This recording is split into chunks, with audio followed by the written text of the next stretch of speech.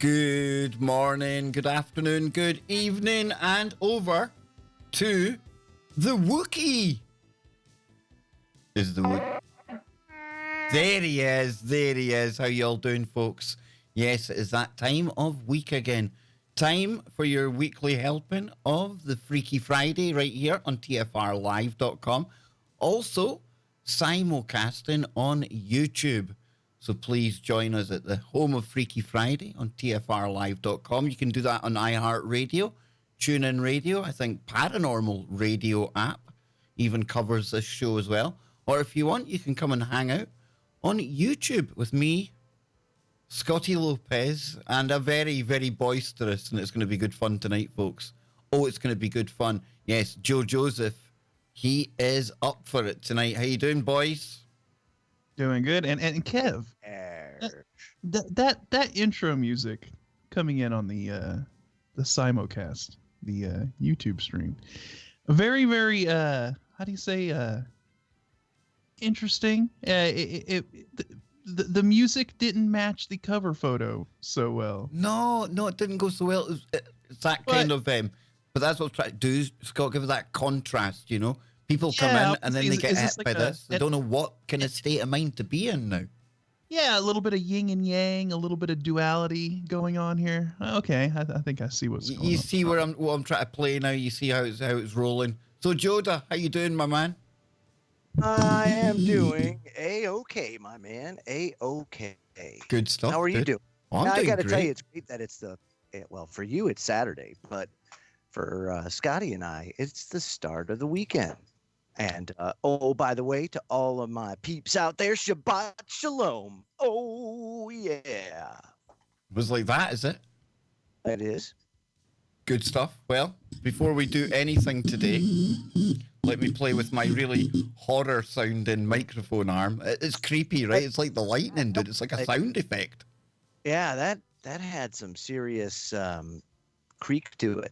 Almost spook.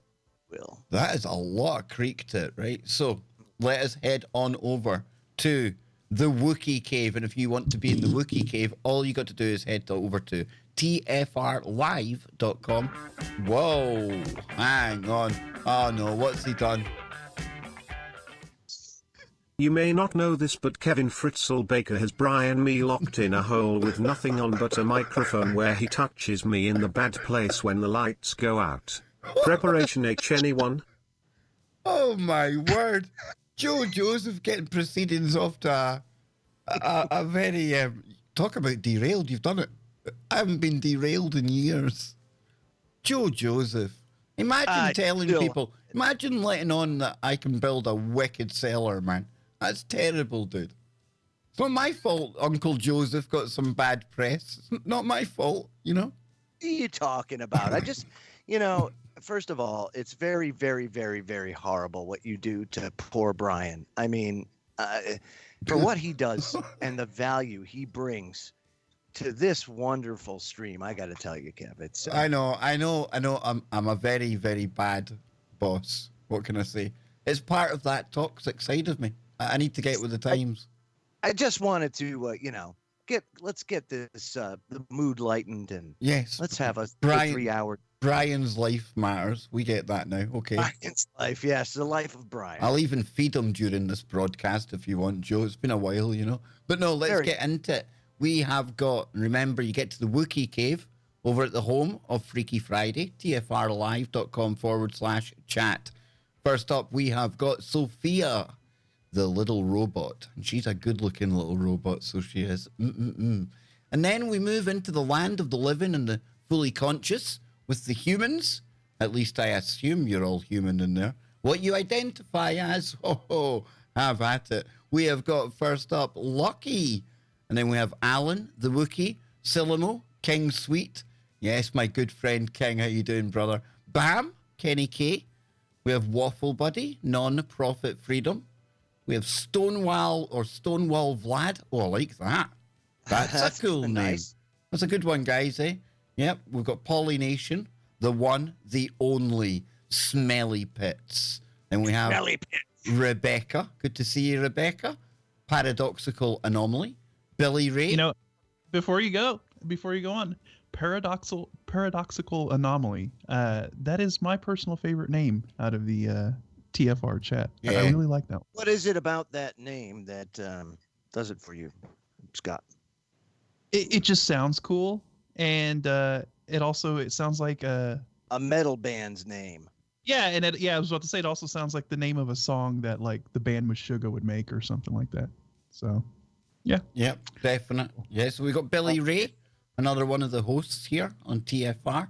All One, Melissa, Epic Journey Man, Bam, Warrior Princess, last but not least, Friendly One. Yes, and a big shout out to everyone else as well who's over in the YouTube chat room. Much appreciate you being here.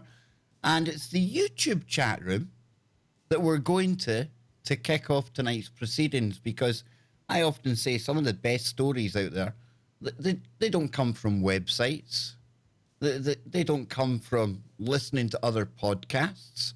They actually come from the real people who make up the audience. And this is a cool story, and it comes from one of our members here. He's called The Dude. Sit back, turn down the lights, and get ready for a bit of weird woo here, guys. Here's some pre-Freaky Friday woo for you. Now, back when I was in my early 20s, I had a series of warts on my hands. They'd plagued me for years, and one in particular was in the inner crease of my thumb, making it near impossible to even bend my finger. So one night, my wife and I went to bed, and I had a dream that I was on a cold metal table in a room surrounded by several surgeons. Now, don't ask me for a physical description of the surgeons. I just know they seemed like they knew what they were doing. They were paying specific attention to my hands. I don't remember much about my dream other than the sensation of cold on my hands as well as my back.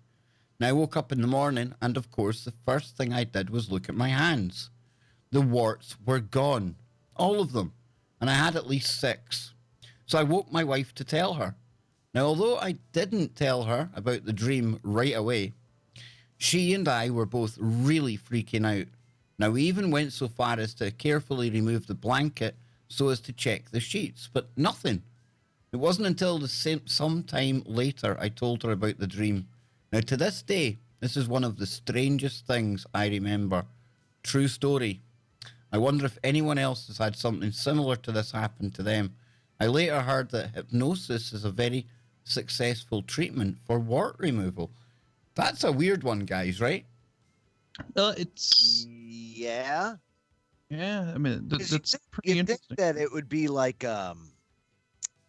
some sort of genetic or even maybe a reaction to something, but certainly not. I wouldn't even think about it going down that road. You know, hypnosis, really? Well, here's an interesting thing. You know, I have heard, you know, that the mind is very powerful in its ability to heal. Now, maybe, you know, he said that these warts on his hand was very, you know, like it restricted the movement in his thumb, and it's probably something that was on his mind all the time, right? Like, man, I wish I could have something done with these, or maybe he just subconsciously healed himself during the night. That's so weird, dude, because I'll tell you what, right? True story. I had this wart on my elbow right here, right? For like 35 years. 35 years it was there. Quato. That's what I called it. And, you know, there's sometimes when I'd freaking like, I'd rip it off and it would come back. And, you know, maybe take a razor to it and it'd bleed like crazy and then it'd come back. And I thought I was doomed. And then one day I'm talking to my great friend who was our doctor for a while down in North Carolina. And he says, no, man, you got to freeze it off. So what does he do? He takes his little nitrogen bottle and sure enough, man, that thing died and fell off. And I was freed of it. But there was nothing that I did or thought about or desired about it or disliked it. It was just there. That's it. Yeah. You know, I coexisted with it. The dude, he just responded in chat and he said that he was super self-conscious about it and he wouldn't even shake hands with people. So it was something on his mind. That I could definitely see then in that aspect. So when he got hypnotized. Well, he really didn't get hypnotized. He just went to bed and had a dream. That was it. So maybe a connection or something like that, not hypnotized. Yeah, but maybe it was like a self-hypnosis. Like I said, maybe he subconsciously healed himself during the night. You know, maybe he had this intense dream because his mind just kind of took over and maybe kind of manifested this this surgery, this medical procedure, right, in his dream. The first time I've heard about that. Yeah, it's crazy. Yeah, that where your dream actually manifests. I think the dream was merely put there so he didn't freak out in the morning when they were just gone.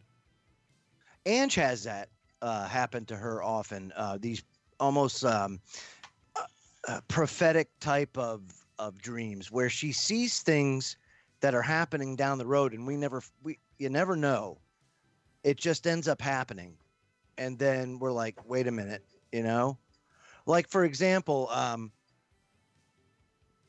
2 weeks before I had to go to the hospital because I had literally passed away. I had cardiac arrest.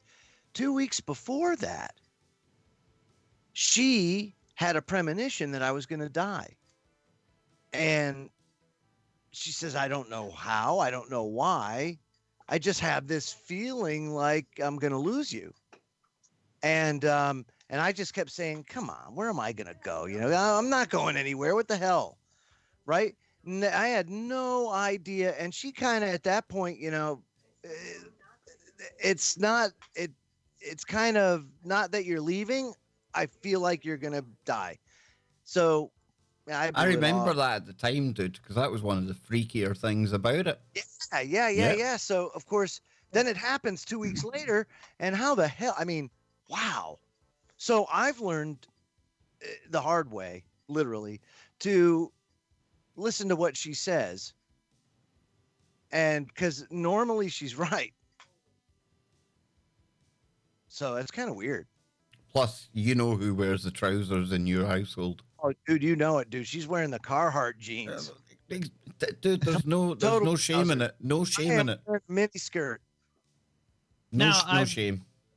Now, while I never really heard many instances of like people healing themselves from a dream, I've heard plenty of instances of like somebody, you know, having a dream in the night of like, you know, something painful happening, and then you wake up and then that like part of the body's hurting, you know, or they find a bruise or something like that. Oh yeah, I've heard many times about that, Scotty. Yeah. But I've never really heard much of the opposite of that of healing or something taking place. Normally it's damage, but no, there are though. Maybe much like the cattle mutilations, perhaps he was abducted by aliens, taken up to their transdimensional ship, and not only anal probed, but they said, oh, well, while we're here, why don't we remove his warts for him? And then they put him back down, and he woke up the next day. Love, peace, and harmony abounds.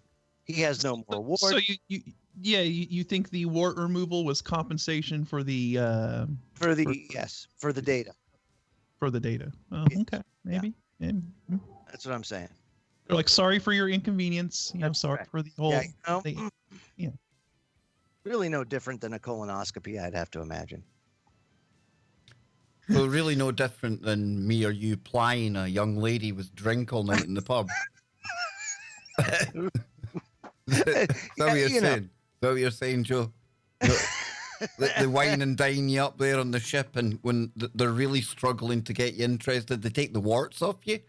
They take the warts off. That's it, folks. Hold out for a they're better like, deal. That's sorry it. Yep. for the inconvenience. Sorry for the anal probe inconvenience. We'll go ahead and compensate you. If you got any other problems, we'll go ahead and fix that. And I tell you what, though, that show I done. He doesn't remember. That show I done not long ago, guys. We can laugh, we can joke, but to some people, that whole alien abduction thing. Yeah. That, whether you believe in it or not, it's real to them. yeah, Very real to them. And then that opens up a whole big can of worms if even one person, what if one person is telling the truth about that? That's a big. Now that That's makes a more story. sense to me than aliens coming and like ripping the tongues out of cows. Because I can see I can see why you'd maybe want a hybrid program. We're not a bad species, you know. We're not okay. Look at the planet, pretty grim, right? But if you're looking at a genetic program, we've got some good things about us. We must be quite appealing, you know. Well, look at that. Brian wants Wookie Hole me love you long time. Hey, Brian loves everyone long time. Thank you, DJ. So yeah, so I don't know. I don't know. Again, I'm very hesitant to laugh at the whole anal probe and stuff when it comes to that now after doing that show.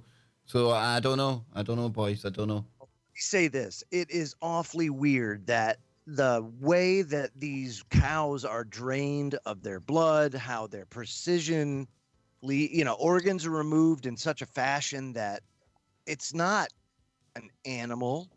It's not even human, really, if you think about it. No. It's almost like they did it in surgery with laser cutters and things like that. I mean, it's like something off of Star Trek. It like cauterizes the wound right away, no blood. And it makes no sense because it transcends boundaries.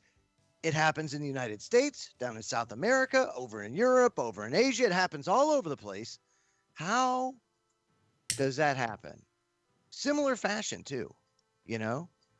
So what's going on? Is this a Space Force thing that, much like that flying worm? Well, I'll tell you what was common throughout the stories that John Sumple shared from the people he spoke to. And it's important to note that John himself, he's not like us. He doesn't come from the woo-woo side of things. You know, he's more your filmmaker. There's other people in the team at J3 Films. They're into the woo, Scotty, you know. But he was saying that, and listening to him and listening to the testimony of people, it's disturbing, but the reptilians come up time and time again. You can't discount it. No, right? No. And what's even more worrying, one of the guys that was on there, he was talking about how it was the Nordics. You know, the ones I usually laugh and joke about. Oh, yeah, brown chicken, brown cow, send the big blondes for me and I'm going to be on there. Well, he said once you got to like the side of them, it was almost as if it was a cloak. Some kind of shimmering pixelation took place. And what did you see underneath it? A big, dirty, filthy reptilian thing. So I don't know. Who honestly knows at this point? Yeah. We're living in idiocracy mixed with fringe, crossed with Battlestar Galactica at this point, Joe. I would, for one, welcome Battlestar Galactica in a way, only because that was my favorite. I'll tell you what, Kev, that was hands down my favorite sci-fi series. OMG. Well, I think Scotty said there's a new one coming. I know, but how do you top that one? Honest to God, it's like Star Trek The Next Generation, right? That whole series. You know, you had all these series after it, but really... Do you come close? You don't top it. You It was don't. just that was something special.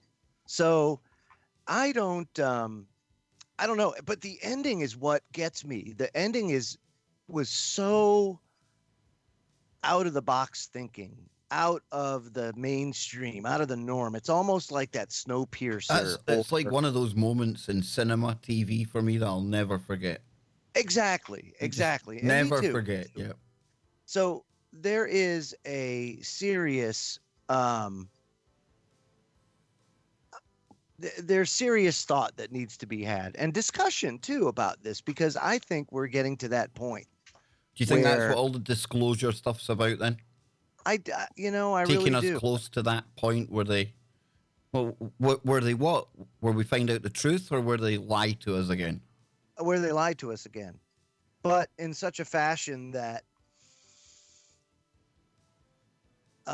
acknowledges that we're not alone. That's the only thing, and really, everybody knows it. I can't imagine that there are many people left. I would imagine that they are vastly minority now. That people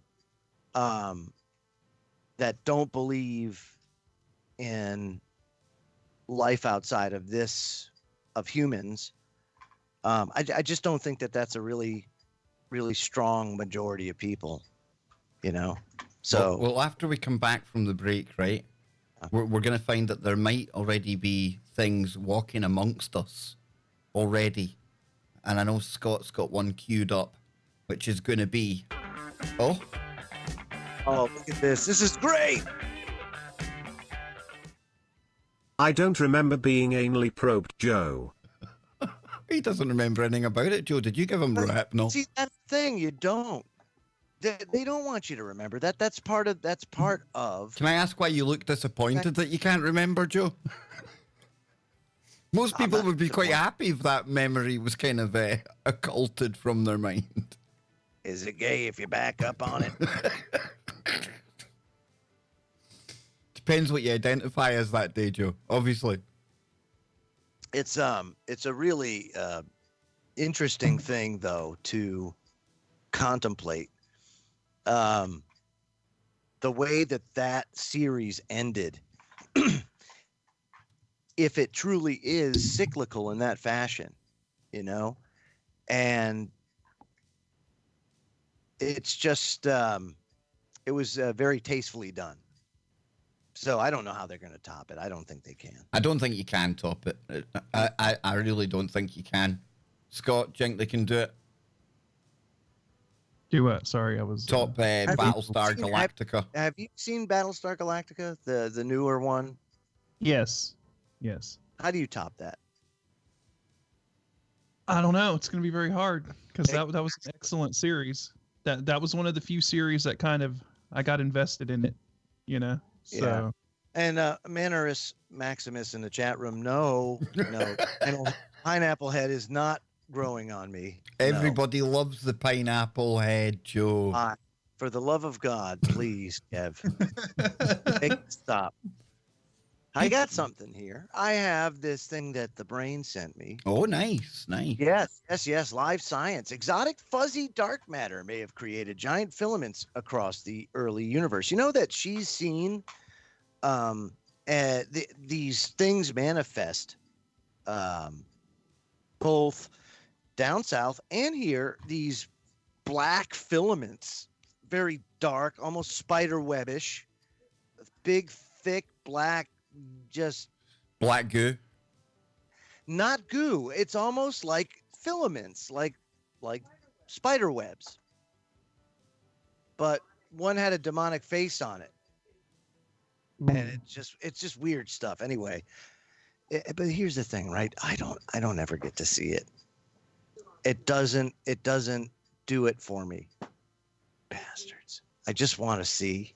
That's it's similar to the description that people give when some entity is in the room with them. You get that cobweb feeling on your face. And I have seen the cats, right? So the cats will just be sitting around, and when this starts, typically it's like you have ever seen a tumbleweed go Okay, so what'll happen is these little dark black, like she's seeing, but on a small scale. I've seen this. These little black orbs, but they're fuzzy and spiderwebby, go across the bed, and I wasn't seeing things because the cats saw them and went after them. You know, thinking that a ball. You know, like almost like a ball of yarn, that type of thing. Uh, there was one night when a pie plate flew right off my refrigerator and broke the top of the refrigerator. You mean like when Begley's cross flew off? Like worse, like it flew off like a frisbee, and it was in the middle of the top of the refrigerator. That's kind of where we keep our empty pie plates. We there's no pie in it. It was just like where we store plates, and they're pushed far back in the cabinets. Yes, I got it, and just came right out and smashed That's weird, dude. right there in front of me and the kids. It's crazy. Well, this headline here, this giant filament, Scott, I would say that's the Birkeland currents from our electric universe. You think so? I would say so. I was going to bring that up because I too kind of thought that, and I wanted to discuss it with you guys. It says here, dark matter, the mysterious substance making up a quarter of the mass and energy of the universe, might be made from extremely tiny and light particles.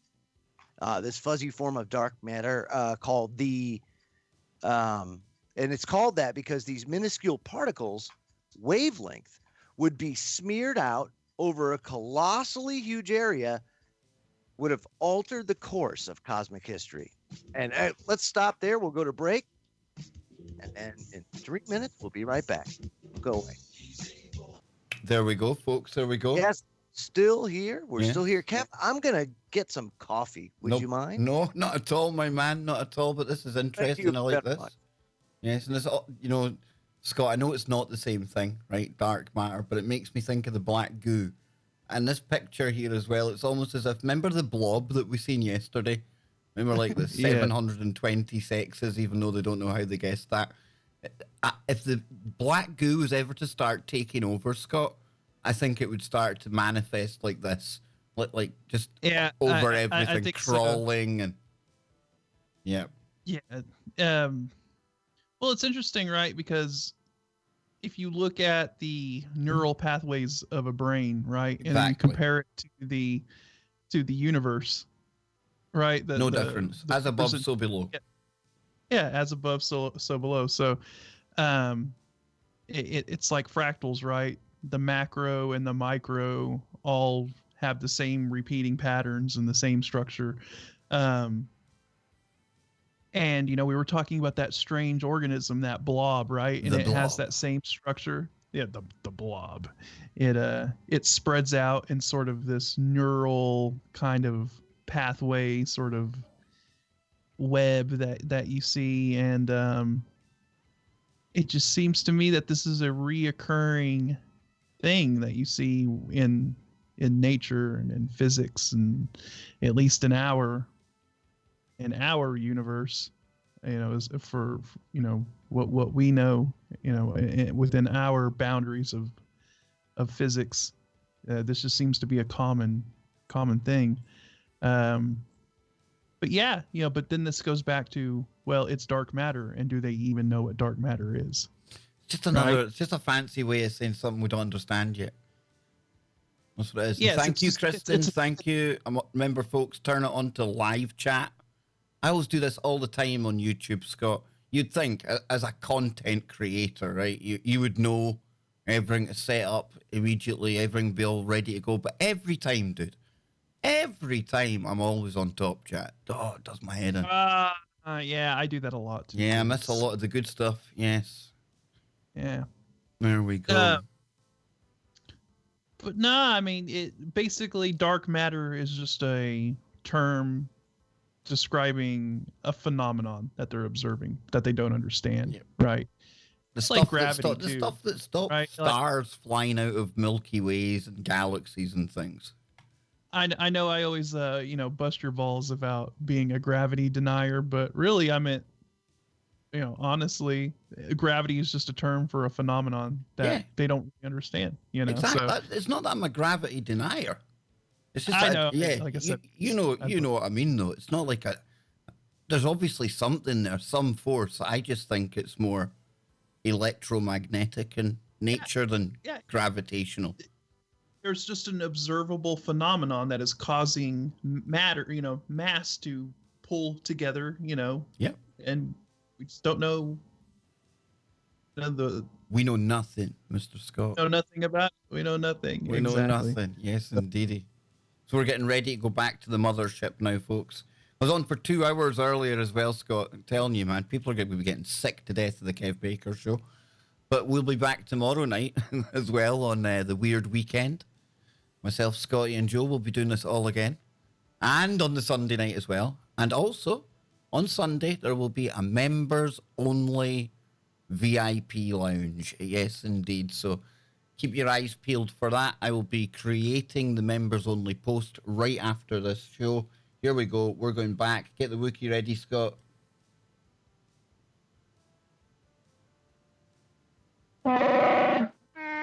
There we go. Welcome back, ladies and gentlemen. I'm Kev Baker. And already we're moving into the second part of Freaky Friday. Got Scott Lopez with me. Yep. Joe Joseph, he's here. But he's not here. He's gone quantum. Well, he's gone coffee making, but it sounds cooler. Before the break, we were talking all about dark matter, and Joe had brought up a science story. And during the break, myself and Scott continued the conversation. I was talking about dark matter. Now, don't think I'm saying it's the same thing, folks. But the image that we were looking at here with the article, whatever it is, this image, it had me thinking of the Blob story that we talked about yesterday on the show. This new organism, this new mold, fungi, whatever you want to call it. An amazing thing with, funnily enough, 720 sexes. Yeah, I know it's getting greedy, right? And they can't explain that. But when we were talking dark energy, this was making me think of the dark goo, the black goo kind of variant of what we're talking about. And Joe's back now. So we'll hold your really good story for after this one, Scott. You know where we're going. Finish this guy here. Yes. You see, I killed time for you, Joe. I kept it going, man. Kept it going, man. All right. So it says here that this dark matter, of course, we know are these minuscule particles, these wavelengths that would smear out all over this colossally huge area. It would have altered the course of cosmic history and created long and wispy filaments instead of clumpy galaxies in the early universe. This is according to simulations. So they've, we have the computer power now, not just with today's supercomputers, but also quantum computers that can run probabilities and. But Joe, they've even mapped the spinning of the electron. So they can simulate this down to that very basic level where... Isn't it fascinating just how small, how minute they've got it down to? When I look at it, I kind of look at it as, a coarse and a fine adjustment, where a coarse adjustment is very rough. It's a very large swag, if you will. Whereas a fine adjustment, you're talking about really good, sharp accuracy, especially when it comes to computing and when it comes to electronics. And the more that you can drill it down, the finer, the more fine-tuned, the more you understand what's going on. And a higher resolution. Exactly. And it's just unbelievable how much that resolution has advanced in such a short period of time. It's the fact now that we know about this. I think it was only a few years ago, Kev, that they were even questioning if dark matter even existed.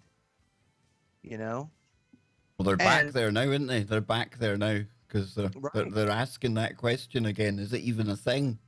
Right. Which I find encouraging. I do too.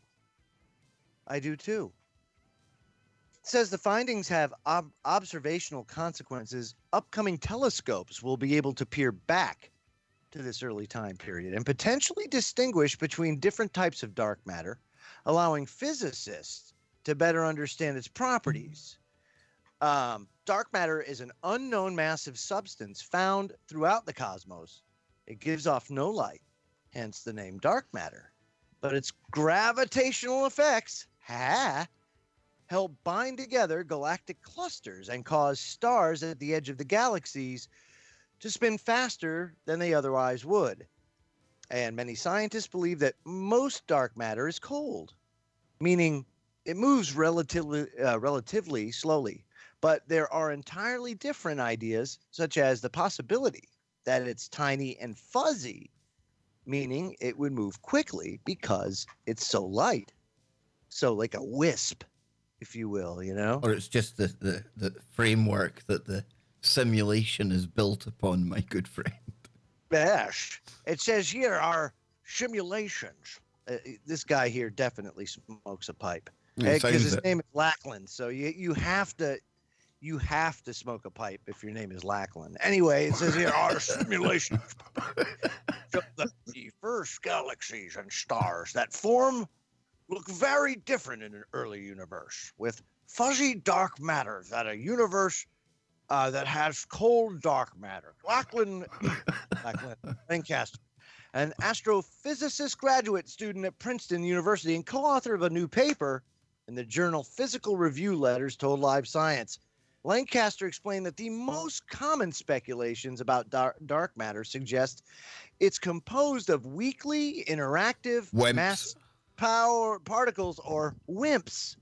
You wimp. Are you serious, dude? There's an actual Yeah, thing, man. you know? Come on, that's basic quantum, Joe. Come on, I thought I'd schooled you on this years ago, man. I didn't know WIMPs. Dude. Wimps, Sorry. gimps, shrimps. I'm only joking. Pimps. But no, definitely wimps. Oh my gosh. Says here, which would have a few tens or hundreds of times the mass of a proton.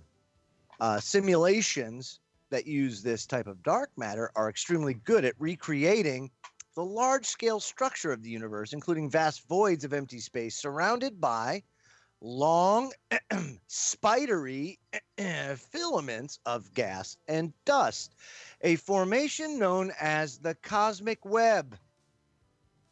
But on smaller scales, such models contain a number of discrepancies from what astronomers observe with their telescopes. In the standard view, dark matter should pile up in the center of galaxies, but nobody's seen it do so. Fuzzy dark matter, in contrast, would be mind-bogglingly light, perhaps a billionth of a billionth of a billionth the mass of an electron. According to a statement from MIT, quantum mechanics states that particles could also be thought of as waves, with wavelengths inversely proportional to their mass. So the wavelength of such a light particle would be thousands of light years long. Wow, that is unbelievable. Could you imagine that, guys? The wavelength of that light particle, thousands of light years long. What if these areas of dark matter? Unbelievable. What if these areas of dark matter are where, like, the maybe the dimension above or below us is bumping into our dimension? And so I think possibly maybe these pockets of dark matter, or these concentrated areas, you know, these filaments or webs, are where you could possibly have crossover between different dimensions, or the veil is like super thin right there. You know what I mean? And because think about it, let's take this into a total woo scenario. Paranormal experiences, right? When people experience entities, what is a very common thing that they talk about? They talk about getting cold, right? And they talk about dark matter being cold. You know, what if, like, you're passing through an area of dark matter and these entities are like kind of coming through in that area or phasing in. You know what I mean? Or you know, I don't know. I know. I think I know what you're saying, because if you think about like a black hole, we can look at that as a wormhole or a prison, as Enoch explained, or as a doorway, or a portal. Because even right now, me, you, and Kev, there are areas we are passing through areas of dark matter right now in the universe. Yeah, absolutely. Yeah, Absolutely. it's passing through us. So I'm just saying, maybe if a elevated level or an elevated pocket passes through, maybe you experience something. You know what I mean? Or that maybe there's areas on the planet where there's kind of more concentrated areas, higher levels of dark matter. Maybe that's allowing things to pass through. I don't know. I'm just throwing it out there. Just a interesting thought. Could it be the when I think of dark matter, I almost think of antimatter. For some reason. Yeah, that's the way I think of it. I think of it like opposite. Like exactly. So like Bizarro world. Yeah. Yes, Bizarro. Wow, that was good. Yes, exactly. Did you hear that? Did you just hear that? I heard it. I'm just looking. 5%. So you look at the universe, right? Everything that's there. Me, you, Joe, everyone in chat, planets, galaxies, anything out there that's physical. That makes up a grand whopping 5% of the universe.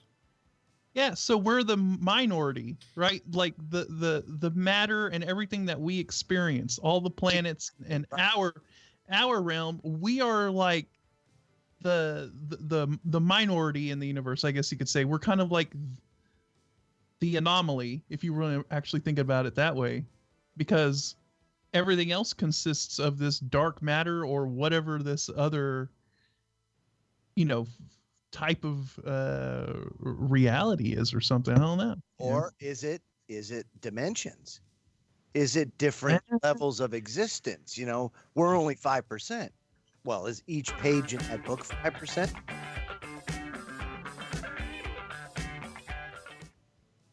LOL sounds ahoy, fire away bro, any tune you want from my entire catalogue, just 'cause you're a Glaswegian Kev, ha ha.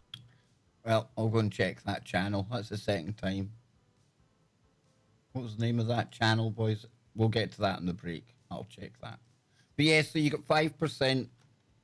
That's all the atoms. And then you've got this dark matter. 27% that makes up. It's not even that much when you think about it, really. No, but it's the other thing. The other, maybe it exists, maybe it doesn't. It's something. But it makes up 68% dark energy, and not to be mistaken for dark matter. So, like Scott says, I mean, we're pretty much the physical stuff that you can see here. It's only, what, 1/20th? Yeah, 1/20th of the full picture. Right, exactly. Yeah. Very like a page in a book.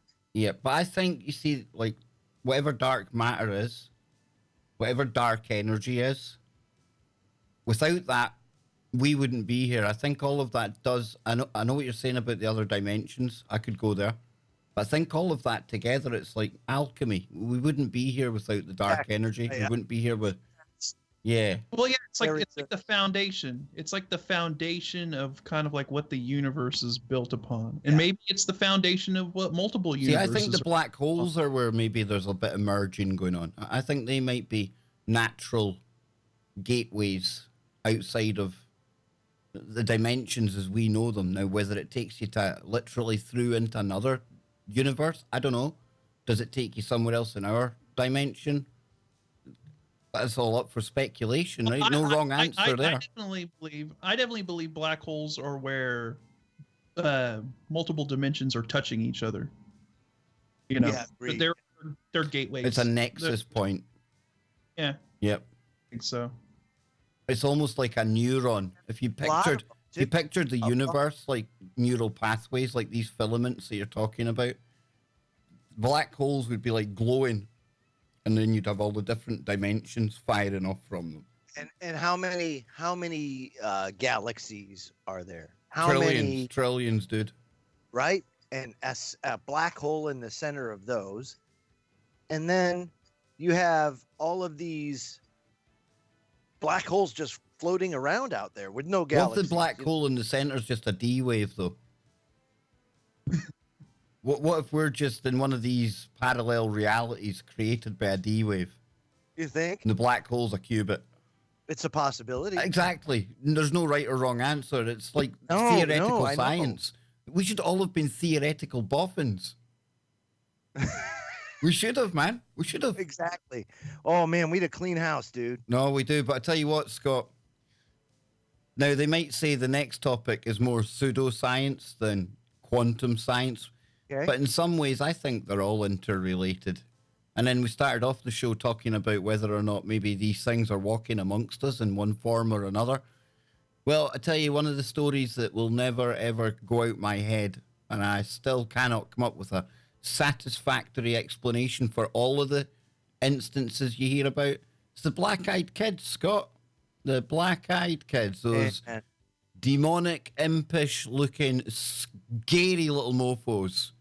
And you've got a story about them, right? Yeah, I just came across this, and this pretty much, I mean, it ties in because I think it all does tie together on a certain kind of level. You know, look at that. Oh yeah, Look spooky. at that. Oh, whoa, hang on. We've gone, there we go. Yeah. So I came across this on phantomsandmonsters.com. Yeah, I'm just taking a copy of that website. It looks a cracker. Yeah.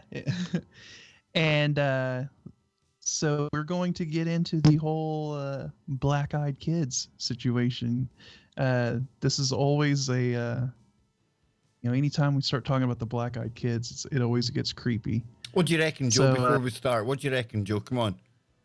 First impressions when you hear these black-eyed kid ones? Demonic possession, definitely, Mm. dude. I am 110% totally convinced that not only is the case here, but also if you look at past instances of possession, the physical changes are very, very Well, Joe, prominent. think about it. You could have two kids, one kid going out playing, and they get taken over by a spirit. They could go the day Yep. knocking on doors like black-eyed kids do, scaring people. Then go home at night, spirit leaves, And no memory normal. of it. Yeah, no memory of it whatsoever. So, Scotty, tell us, what is the latest, my good man? So this is an account of black-eyed kids in Rome, which makes it even more kind of creepy if you want to think about it that way. So it says, I recently came across the following account. So this was August of 2017. I had just graduated about a week prior from college. And as part of my graduation gift, my parents and grandparents went in together to buy me a flight to Rome. I'm a major history buff, so I've always wanted to go to Europe and Rome and Italy especially. One of my friends also went along with me.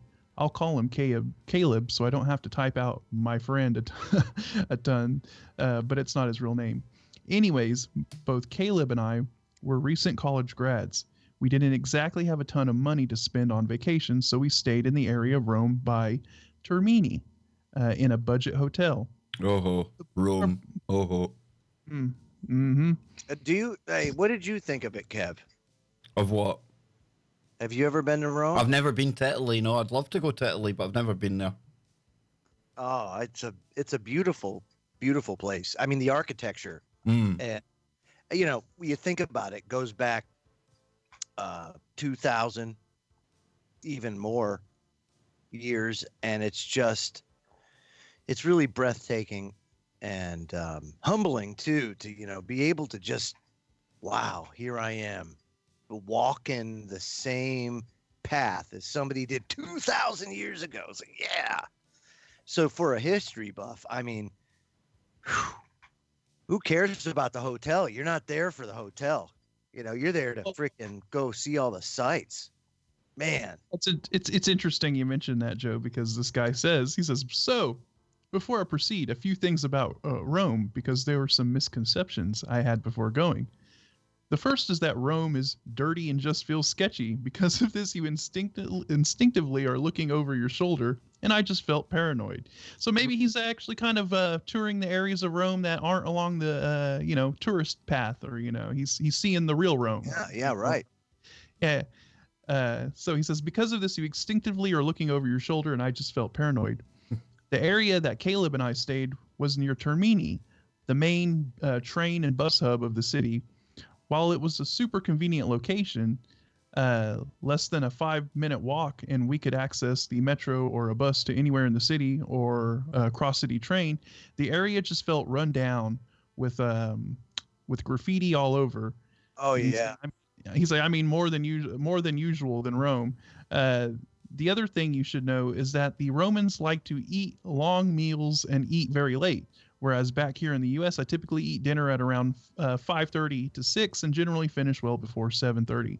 Some of the restaurants they do siesta over in Italy, along with Spain, where they take a nap in the afternoon. Because it gets too hot.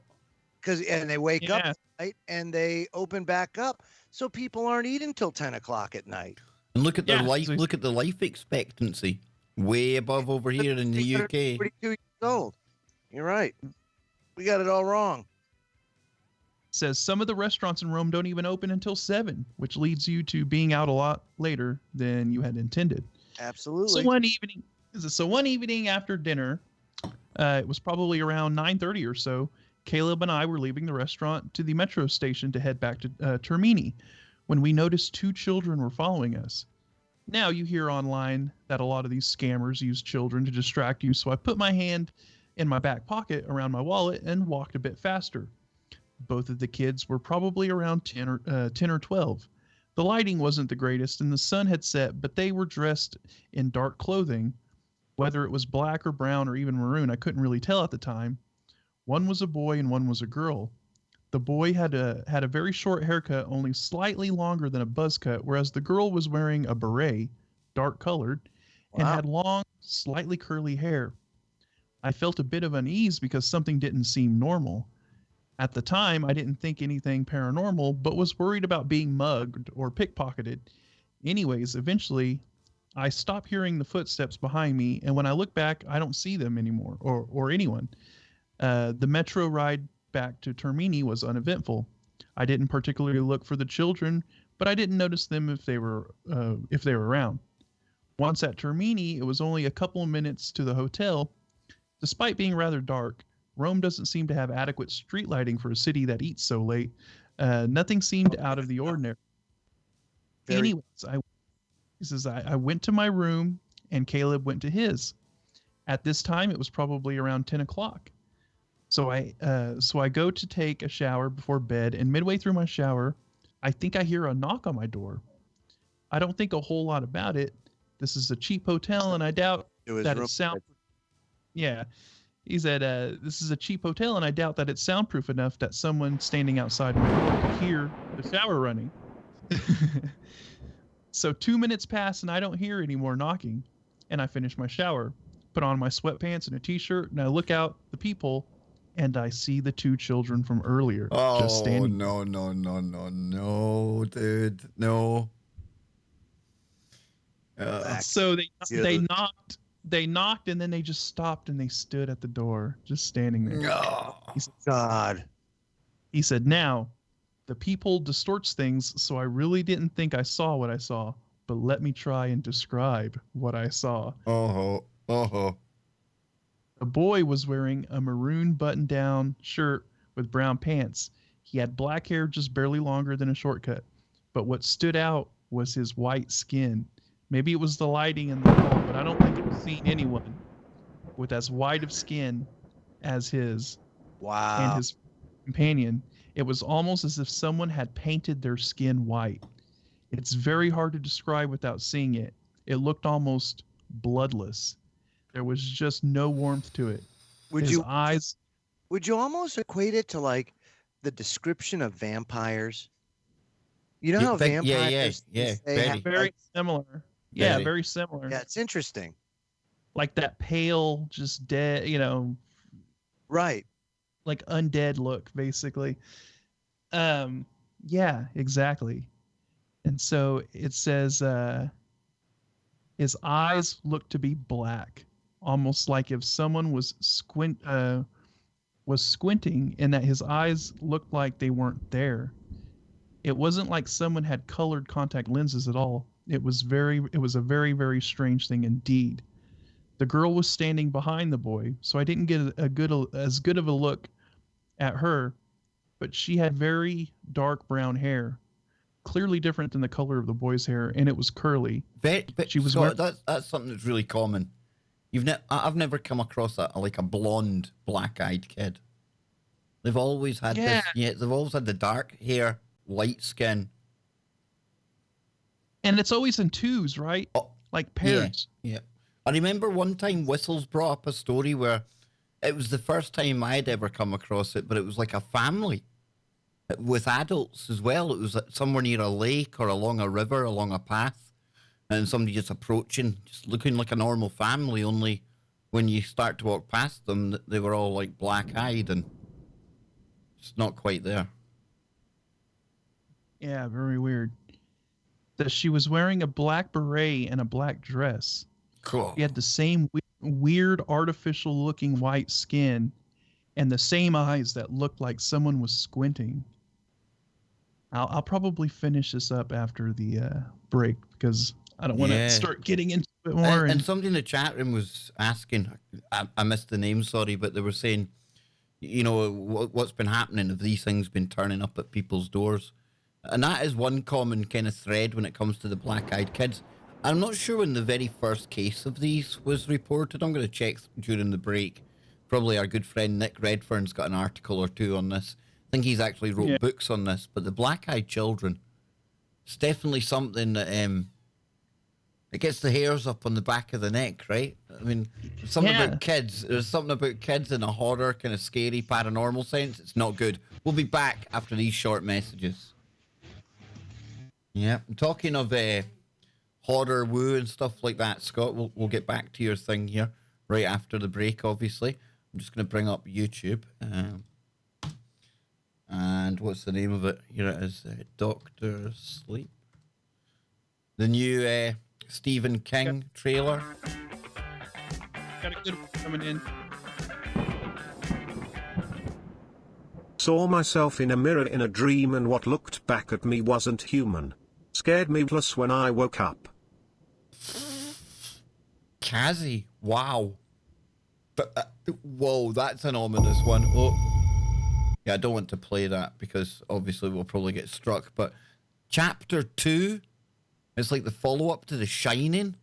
Now, The Shining for me is one of the most disturbing movies out there. Jack Nicholson, absolute legend. But it's the kids. It's those two wee girls standing in the corridor that will forever live with me, Scott. And I'm wanting to watch this. I want to watch it so bad. But at the same time, I don't want to watch it either because I know it's going to get grim. You know it, Scotty. You know, I've always been like a fan of Stephen King movies. Same here, man. Same here. Yeah. And, you know, for him to finally kind of decide he's going to do a sequel or a follow-up to The Shining, I think is pretty awesome. Definitely better than trying to have somebody else think that they're going to make a follow-up to it. Just have the man himself do it, and it'll be interesting. It'll be interesting to see. Yeah, because I mean, I don't know. I've never read the original Shining book, but Kubrick, when he done the film, seemingly there was a lot of stuff that he changed in there. A lot of stuff. Yeah, I never got around to reading the book. No, never. No.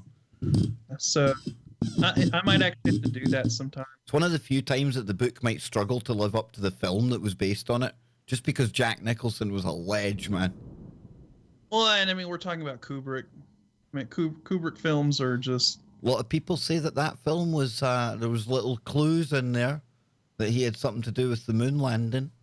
I must admit, it does make for compelling viewing. I think that's Jay Widener. He's got a documentary series about that. And I tell you, when you watch it, it really is. It's quite interesting. Very interesting, in fact. Now, I'm not saying it definitively proves it, But if anyone's going to hide stuff in their movies, Stanley Kubrick was the boy to do it. Oh, hell yeah. Yeah, definitely. And if anybody was to put out some propaganda for NASA, right, to make some convincing looking, moon footage, it would be Kubrick, because 2001 Space Odyssey, that movie still holds up today. It's the first time they used something called rear projection as well, which allowed them to do the kind of shots that would have pulled off the moon. The type of camera, well, I'll get into it. I mean, look at that picture. Oh, where is it? It's gone. There it was. No, lost it again. Here it is here. Look at that picture. Stephen King. Doctor Sleep. Yeah, not good. Right, we're going back to the mothership, folks. Stand by. Stand by. Yes, indeed. Doctor Sleep. Here we go, Scotty. Here we go. Get the Wookiee ready.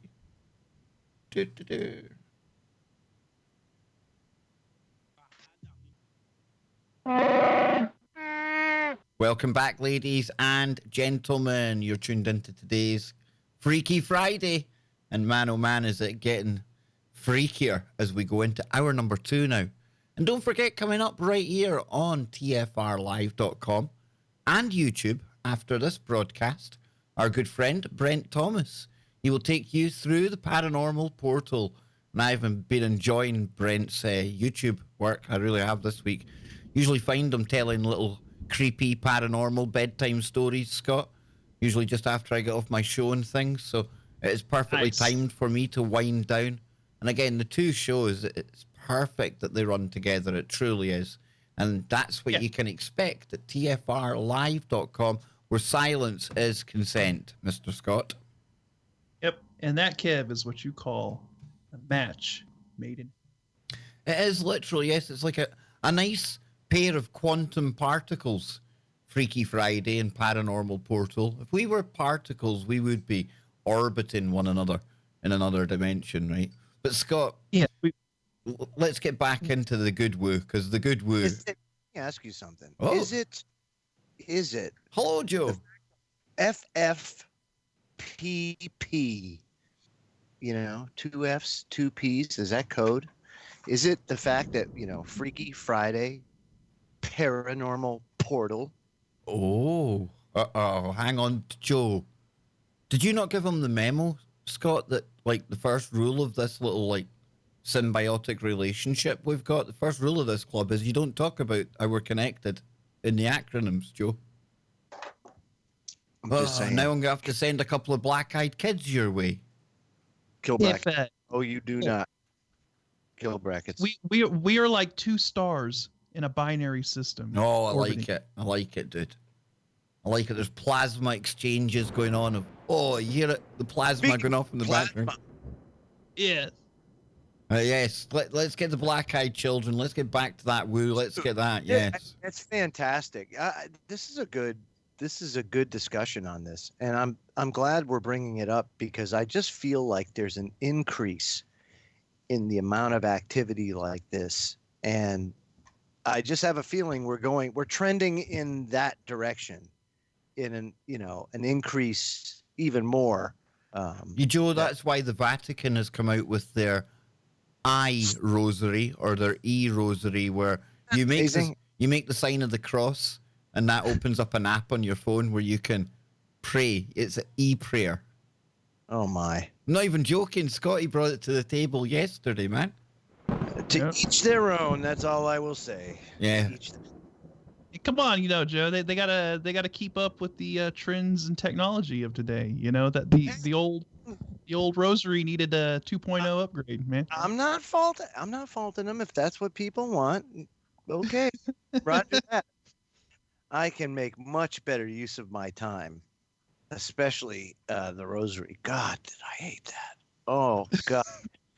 Going to Catholic school as a kid, that was like the worst when you had to do the rosaries every year. Oh God.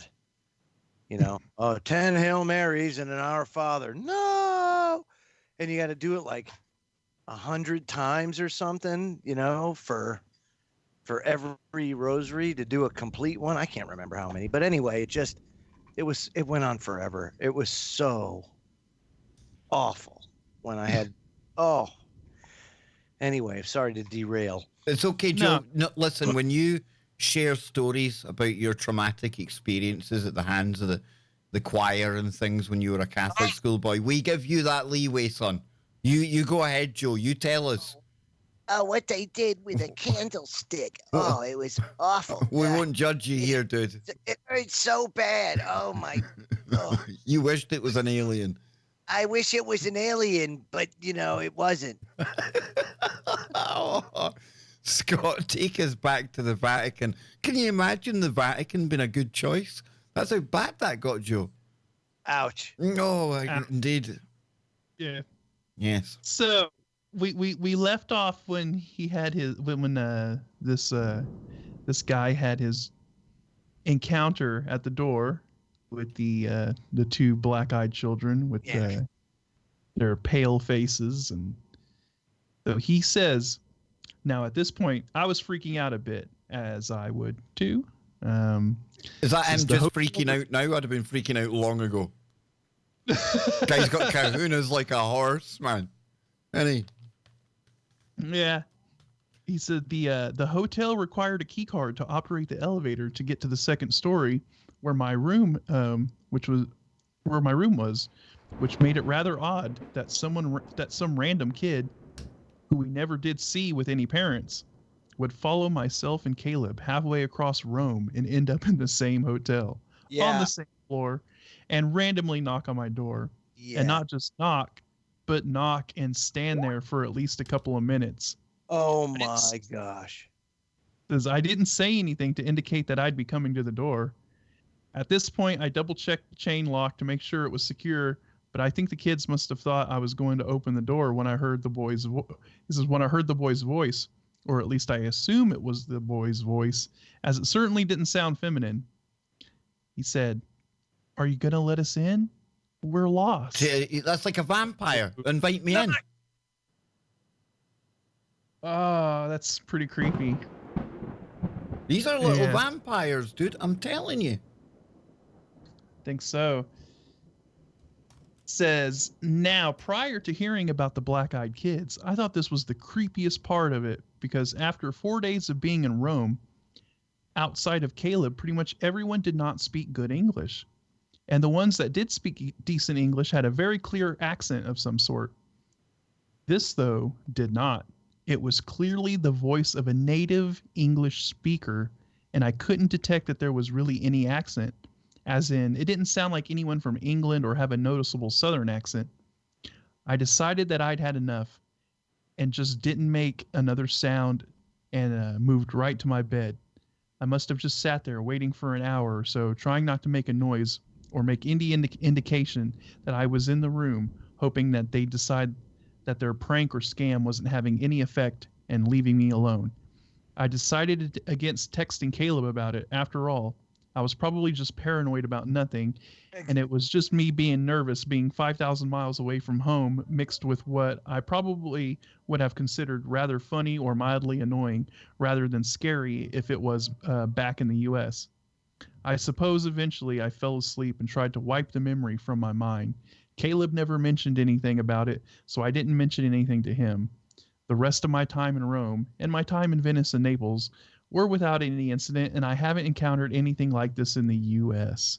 So, yeah, it's that's a great pretty strange. Very weird. That's a great story, but I definitely think that there's a vampire aspect to that one. Yeah. I truly do, because of just the nature of that. And when we talk Hollywood, there's a lot of truth that is projected out there when these movies are made. And I wonder if you remember a lot of the newer vampire movies. These vampires have like superhuman type of ability to move or jump high, or like yeah. you know what I mean? Like they just have that. Just an increased Vampires ability. they've gone from being the traditional kind of scary monsters in the movies to being, they get a good rap. They get a good rep now. They're kind of cool. Well, all I can say is that if that's the case, then because remember the supernatural world now, Joe, like werewolf shows. You've got the whole supernatural thing. That whole side of things, it's really, I mean, for like the youngsters, it's really popularized, isn't it? You can start from Harry Potter onwards. Absolutely. Yeah, so the whole... But see, okay, now you just brought up a great point. And this is why I choose not to expose my kids to Harry Potter and all that other stuff, is because it is truly a gateway, if you will. And I think that now if they choose to read it on their own, I'm not going to stop them. I don't. But I'm just not going to put it out there. And my reasoning there, like I said, is I think it's a gateway to other things. It makes them go down that road a little bit. And I don't want that to happen. Now, if they choose to do it, then we can talk about it. And, but like I said, I'm not going to just because everybody else is doing it, my kids aren't going to read it, if you know what I mean. Yeah. And what it does is it makes magic and that whole kind of occult sort of aspect of things. It makes it, oh, haha, it's cutesy, it's funny, it's very yes. Yeah. Thank you. That's exactly what I was looking for, Scotty.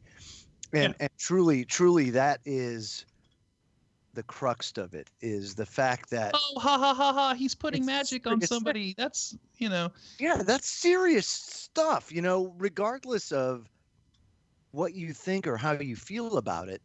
You're talking about very, very powerful things that can have a significant impact on life here amongst us. And I don't know. I just don't want to feed into it, and I don't want my kids to feed into it. Are you saying Harry Potter is a gateway drug? I'm saying kind of, sort of, yeah. Yeah, well, it is. Get this, guys. It says this is Roxy. I've got another comment from Roxy we can get to later on, but it says they're not human children. They're Raphaim, and they're hybrids like Bigfoot, unredeemable, damned creatures. I wouldn't let them in my house. It's like when you invite a vampire in. So this Raphaim, what's that, Joe? So yeah, let's get the. I'm not having a good way with words tonight, Kev. I'm feeling kind of slow. The Rephaim, is that it? Yeah, in the Old Testament. That's it. There are several passages in the Old Testament that speak of the Rephaim or Rephaites, and the context describes them as giants. The name of these people literally means the terrible ones. The Hebrew word Rephaim has two distinct meanings. First, in poetic literature, it refers to departed spirits whose dwelling place was Sheol, and it was a figurative description of the dead, similar to our concept of a ghost. Now, the second meaning of Rephaim is a mighty people with tall stature who lived in Canaan. And the word... that was giants, right? Yeah, and the word seems to be ethnocentric, like Jew or Egyptian, but it's more of a descriptive term. The second meaning will be the focus of this article. So yeah, it's like the Nephilum. They're another set of the giants. So basically what that is that's them inhabiting these children or other people. That's who possesses. Yeah, it's that same spirit, whether it's in a Bigfoot, whether it's in a black-eyed child, whether it's... Doesn't matter. I don't think but I don't actually, let me be clear though, I don't think the Bigfoots are demonic, to be honest with you. Because they don't tend to, only because you don't hear too many instances of them like trying to steal children or shenanigans. Although you could say, well, Kev, there's like thousands of people have gone missing in the woods. That could be classed as like shenanigans, right? So again, but I like the more cutesy, cuddly kind of Bigfoot idea. And there was like two descriptions of this Raphaim, right? There was like the second description was like of giants that lived in Canaan, and the first was like this Departed ghostly spirits, like a ghost. Yeah. What if these are shadow dudes, or what if these are the entities that inhabit these kids, cause them to have the black eyes? That's exactly what it is. See, these Rephaim, Scott, are those giants, those men of renown of the past that were damned, basically, because they rebelled against God. God says, no, no, no, you will not pass, not until this planet passes. So they are stuck here, and what they're doing is just jumping from vessel to vessel and inhabiting them, putting the skin suit on and doing what they got to do. And I'm sure it comes at a cost or an expense to them as far as energy is concerned, which is why they've got to do what they have to do when they do this. They inhabit these bodies, and then they've got to go after, scare you to get that energy, or whatever it is that they have to eat or feed on, But they're very real, extremely real. And then when you want to talk about like shadow people or these entities, because I know Kev's kind of trying to look up some stuff of it being referenced in the Quran as well, but you also have the jinn that are referenced in the Quran. Oh, yes. yeah. Yep. And those are classic representations of shadow entities. Very much so. Like the Raphaim, the first description of it there, yeah. But we've got giants in the Quran. It says, Ad were a nation of giants who is mightier than us in strength, ? They would boast tyrannicizing people with their huge size, while the prophet Hud would command them to fear God and be righteous. From the historians, the story of Iram was a pure fable, a myth, an Atlantis of the sands. So yeah, there's definitely tales in there of giants, which is pretty cool. But once again, just don't say these same things being brought up in different religions, different cultures, and so there's something to it, man. There definitely is something to it. This is all based in something in the past that we observed, or that people have observed and seen, that witnessed it, and it was just. You want me to go full woo, Scott? I think these companies like 23andMe, Ancestry DNA, I think there's a project spun off from that somewhere. I'm not saying this is the main reason from it. I'm not saying they set it up for this, but somewhere somebody is looking for markers. I think so. I'm with you, Kev. Why not? It's very synchronistic. I've been thinking the same thing. I'm like, why all of a sudden is there this push to grab everyone's DNA? Think about it though, guys. Think about what they have at their disposal. Just having that data, and then having the ability with AI to be able to comb vast numbers of people in a very short period of time, looking for genetic markers. These quantum computers can probably do it in about 30 seconds and have it licked, once it machine learns. But damn. One of the biggest, who has one of the biggest DNA data collection operations in the world? I recently heard this. The Mormons. That's right. And they actually run a huge DNA database. And I don't know, Kev, you can probably look it up. Just look up like Mormon DNA database or Mormons. We talked about this not too long ago, Scotty, if I remember right. And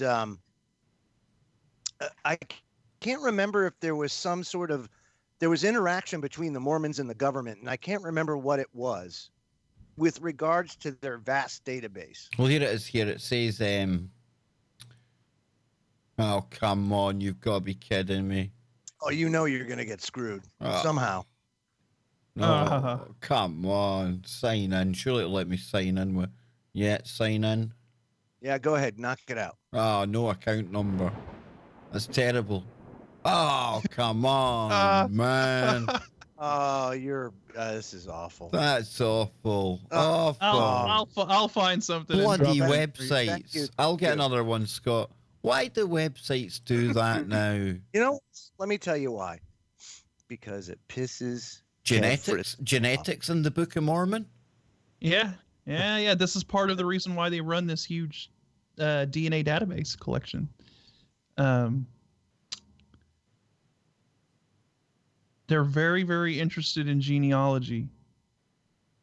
Genealogy, the study of one's ancestors or family history, is one of the most popular hobbies in the world. People of all faiths and nationalities enjoy discovering where they're from. For members of the Church of the Jesus Christ of Latter-day Saints, however, learning about one's family history is more than just a casual endeavor. Latter-day Saints believe families can be together after this life. Therefore, it's essential to strengthen relationships with all family members, both those who are alive and those who have died. And this is coming from their website. Their website. So yeah, this is literally the Church of Jesus Christ of Latter-day Saints. We've been good tonight. I've been on a website talking about the Quran. We've had Joe. We've had Joe giving his sermon from the E-Mount. Ha! Yeah, exactly. And now we've got like the Mormons involved. Yeah. Yeah. And we're all tying together the same things, right? We're talking about these entities, these lineages, these deeper connections of why, it's interesting. I mean, look at how many articles they have just from their own website about DNA studies and. It's in the blood. It's in the blood. So do you think there's actually a bit of credence to what I threw out there, Joe, that they could be trying to re-engineer the old ones? You know, Kev, I certainly wouldn't put it past them. The only problem is the Earth has changed since giants walked the Earth. And atmospheric pressures change. But we're at a level now, Joe, where you could take away the height gene and, and identify all the other traits, They'd have to figure that out, and I think personally that they would be better off, in my humble opinion, going down the Craig Ventnor route and just making the taxi cabs, if you will, or maybe they've done that. Maybe they've tried that, but they haven't got. There's something that's missing. There's one marker that must be missing. Something's not. Yeah, right. Exactly. Yeah. But I have to think that they're close, or it's not going to be that much longer. Because how can it be? Right? When you think about it, we're fast approaching this point. I think they said 2060 is when they calculate singularity. We as humans have a horrible track record of predicting how far down the line we're going to be with technology at this point. We're horrible at predicting that because we always think it's going to take vastly longer than technology actually advances, especially in this day and age, especially as that technology curve continues to accelerate. So I think that singularity occurs much sooner than that, if it hasn't already, and I don't know if it has or not. Jordy's given us a bit of clarity on that. And at least on the commercial side, at least, what is out there for us to see, it has to happen.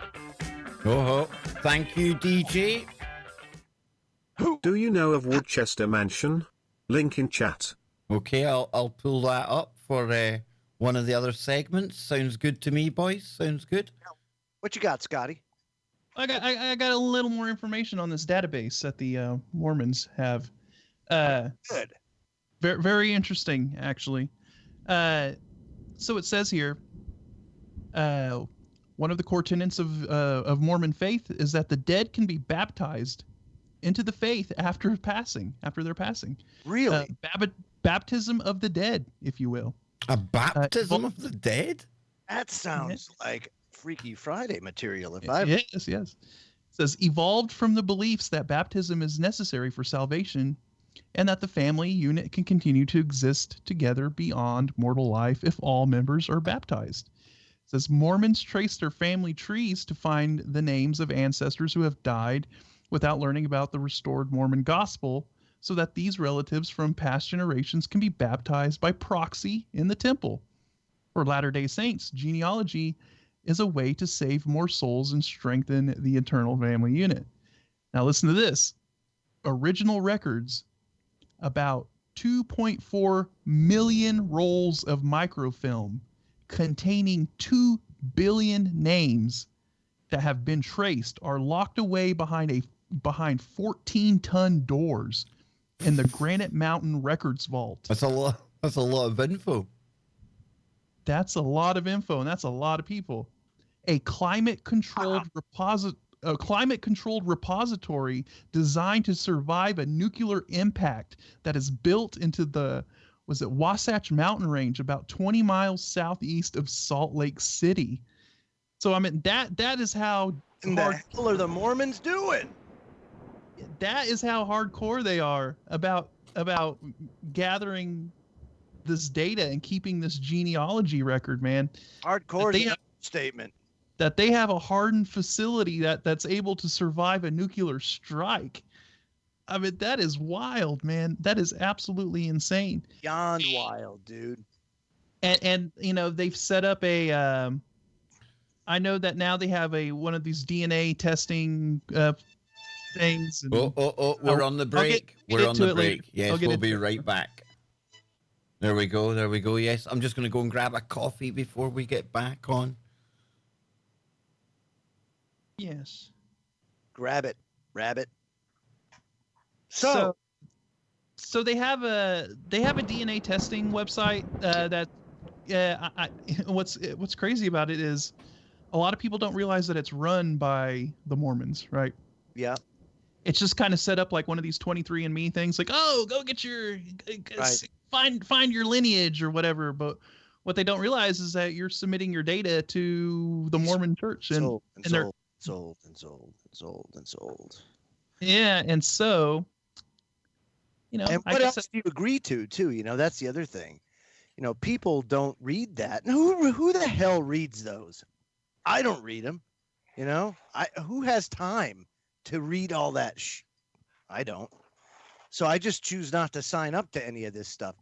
But look at how many serial killers have come and got caught because people are doing these genealogy tests, and they end up having a match to a sister that was doing a genealogy test, and boom, you know, it ends up being the brother. And look, it's crazy what is going on as far as that's concerned. Think about that, though, on the grand scale. You don't even have to submit your DNA anymore. A relative does. And boom, you could have a hit, you know, and be a suspect in a murder. Yeah, I mean, that's how they caught one of those serial killers in California. I forgot who it was. It wasn't him that submitted the test. It was someone in his family. I think it was like his sister or something. That's messed up. And I'm not saying, you know, that, you know, if you did something wrong, you should atone for it. But damn. It is messed up. But they were like, oh, look, the genetic markers are very similar to what was at the crime scene, you know, in hindsight. And so how do you get away with it anymore? You know? Is it even possible these days to be able to get away with murder? Well, well, Joe, you know that if you're going to do that, you got to dress in full hazmat gear. Of course. You've got to be within a contained environment. But I mean, think about it though. You don't even have to be. If you leave a molecule of DNA, you're screwed. You're done. What's this? If you commit a crime nowadays? Yeah. Yeah, dude, it's And pointless, man. you don't even have to submit a DNA test, because if your aunt, your uncle, your mom, your sister, anybody submits DNA, you're screwed. Yep. So don't kill anybody. I'm just saying, Yeah, everybody. it's not a good time to start taking up Ridiculous crime. to even think about it. Yeah. Yeah. OMG, dude. Wow. John says he heard the whole gene thing was a hunt to a rare blood type to humans. That sounds feasible. I think it's a genetic marker. I think it's a marker. I do too. Yep. Or like they said, a rare blood type, or what was that? There was a mini series recently. I don't know if you watched it too, Kev, but do you remember when they built the mock temple in Utah? Or, they built the third temple, but it was over in the United States, and they raised the red heifer. Yeah. I can't remember what it was, but it was Oh no, I need to see that. That sounds good, dude. Oh, it was really good. I can't remember it though. Damn it. All right. It'll come back to me. Because that red heifer thing, hang on, I'll ask you about it on air. Hang on, here we go. Yeah, I honestly don't remember. It is the halfway point of Freaky Friday on your protection from deception. TFRlive.com. Everybody, you can be a Wookiee. Yes, you can. Not everybody can be a Wookiee. Come on. Oh, come now. Are we that inclusive that we let anybody be a Wookiee? Inclusive indeed, even if you use kill brackets. Well, I tell you what then, I'm going to form my own breakaway faction of non-SJW Wookiees.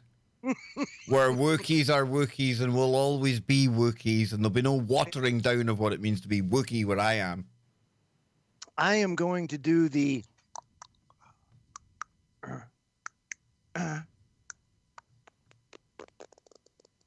there you go. What do you think? What the hell was that? What do you think? That's what do they call those videos where they do that kind of? Oh, the ASMR. Yeah, ASMR. That's you it. have to So it's talk ASMR. really closely, Joe. You have to whisper. Yes.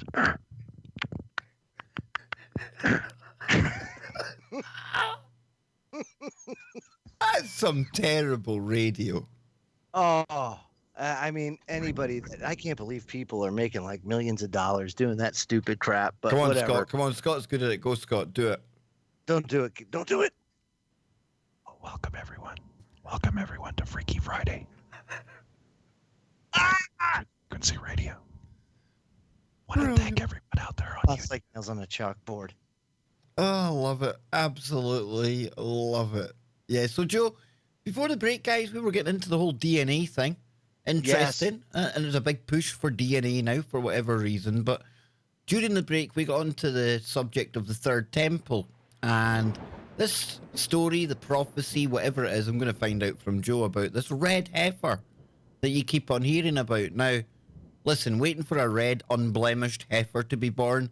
Well, nowadays you can kind of game the system and you can like genetically engineer yourself one, right? Yeah. I mean, do you not think that's, I wonder if that's provision for, I wonder if there's like a clause in well, there tell me what it's all about, dude. I know you've told me before, but I need a recap. What's the significance of some big ginger bull being born? It has to do with the red heifer. What does a red heifer have to do about the third temple? You have to. They sacrifice the flawless red heifer to basically consecrate the third temple, and then what they say is then the Antichrist assumes the throne of the third temple, and we end up, I don't know, kneel before Zod, something like that. I can't remember exactly what it was, but I can tell you, I will find that series though, Kev, because it was pretty interesting. It had to do with it was like an Israeli cop and an American cop, and they basically go and thwart this international conspiracy to bring about the Antichrist and the end of the world. And the governments of Israel and the United States at the highest level are involved. And I will find it. I just can't remember the name of it. And I know it's not Gilligan's Island. Just saying. Definitely not Gilligan's Island. That's right. You've gone really choppy and laggy in Tramp's Pocket, Joe. You know what, Kev? Would you mind horribly if I reboot real quick? No, I was going to actually suggest it myself. There's definitely something going on there. Go for it, my good man. I'll be right back. Yes. Look at me. I've turned into a Nephilum on your screen. You have. I should really sort that because that's quite disturbing until Joe comes back, really. Although when Joe comes back, you know what, Scott, I'll just turn you off just now. No, I was going to say I could turn myself off. We'll just do that just now. And then when Joe comes back, it'll all come back to good. Excellent. See? So I have a little more on this this Mormon database. Some more interesting stuff here. It says the practice has not been without controversy, obviously.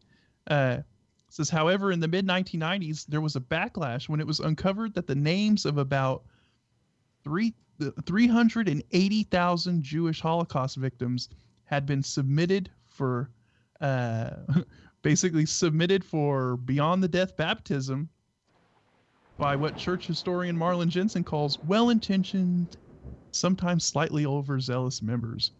In 1995, the church agreed to remove the names of all Holocaust victims and survivors from its archives and stop baptizing Jews unless they were direct ancestors of a Mormon or unless they had the permission of all the person's living relatives. However, Jewish names have periodically been discovered since the 1995 agreement, including that of Holocaust survivor and Jewish human rights activist Simon Wiesenthal, which was found and removed in 2006. Catholics and members of other faiths have also been upset at the practice. Yeah, I mean, isn't that kind of messed up? You know, what if you're not a Mormon, and then they're over here like baptizing you into the faith after you're dead? You know what I mean? That's kind of messed up. That's very messed up, Scott. It shouldn't work that way. Definitely shouldn't work that way, right? That's kind of cheating. I think we need to ban that right away. They do it if they say that you're even related, if you're related to a Mormon, you know, and so you're just rolled up into this giant Mormon database that's stored in a hardened facility that can survive nuclear strikes. A lot of good info about this temple as well in the chat room. Again, you always hear about the temple, but how much I actually know about it, you could probably write on the back of a matchbox, Scott. But it says, Patrick says the red cow was a cow brought to the priests as a sacrifice according to the Torah, and its ashes were used for the ritual purification of Tumat's Hamet, the impurity of the dead. And then Roxy says that they say that the Jews need to sacrifice the red heifer to sanctify the third temple to usher in the Messiah because they don't think Jesus was the real McCoy. And then Guy, because man broke his blood covenant with Father at Mount Sinai, blood sacrifices were required until one that could keep the Torah with no blemish was born. Wow, see, good info in here, Scott, eh? And what else have we got? You can read about it in the Bible. Sadly, the temple is no longer needed, as the temple of God is the living saint in Jesus Christ. There you go. Yeah, a lot of stuff coming into the chat room there. And remember, folks, one rule that really is unsaid because it shouldn't need to be said on Freaky Friday and on Truth Frequency Radio is that we accept absolutely everyone's different belief systems here. We're all uniquely brilliant individuals, and along with that comes our free will to choose whatever we please. And all we ask is that you are very respectful of whatever somebody else believes, whether it's your cup of tea or not. And I think that's what really keeps us above the rest, Scott. You know, the fact that we don't get triggered or infight over stuff like this, one of the most inflammatory topics you could touch on when you touch on any religion. But I think that's what kind of keeps us just that little bit more respectful, a little bit more upper class than a lot of the other chats that we see. Yes. I mean, you have your right to disagree, but Do it respectfully. Yeah, you can disagree respectfully, but everybody has the right to believe what they want, as long as they're not hurting anybody and they're not infringing on your rights or the rights of others. Then there shouldn't be a problem. Exactly, dude. As long as there's no violence, as long as you're not like kidnapping people off the street to go and do some freaky deaky rituals and the kind of stuff that you hear about, hey, crack on, have at it. Because in the end of the day, there are various paths for us to get from A to Z, and we're all on our journeys, whatever individual letters we might be at in the alphabet right now, if you want to think it that way. But I tell you what, I don't think there's only one way to get there. That whatever it is, we don't even know where we're going. And yet we spend so much time bickering and falling out over it. It's laughable. It's truly laughable, because in the end of the day, none of us bloody know if what we believe's right in the first place. So just get over yourselves, innit, Scott? Just crack on. Yeah. And besides, you have to get input from different angles and different perspectives, because it helps paint a bigger picture, right? Why would you want to box yourself into one thought process and get stuck in one lane and then just like be in this echo chamber and not receive any information from other outside sources, right?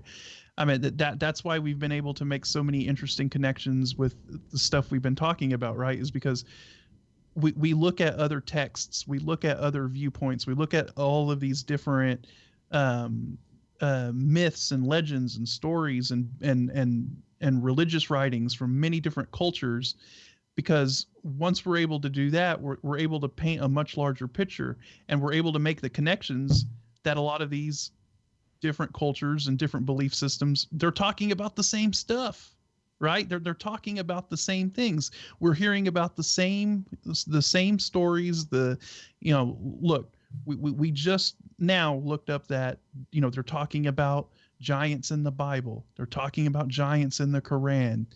All of these different cultures talk about a great flood. All of these cultures talk about these same things. And it paints a much larger picture. You have to look at what all of these other cultures and what all of these religious texts are talking about, because it just gives you a much greater sense of what's going on. And then it starts to crystallize everything, and you go, oh, well, maybe the history we've been taught is not actually, the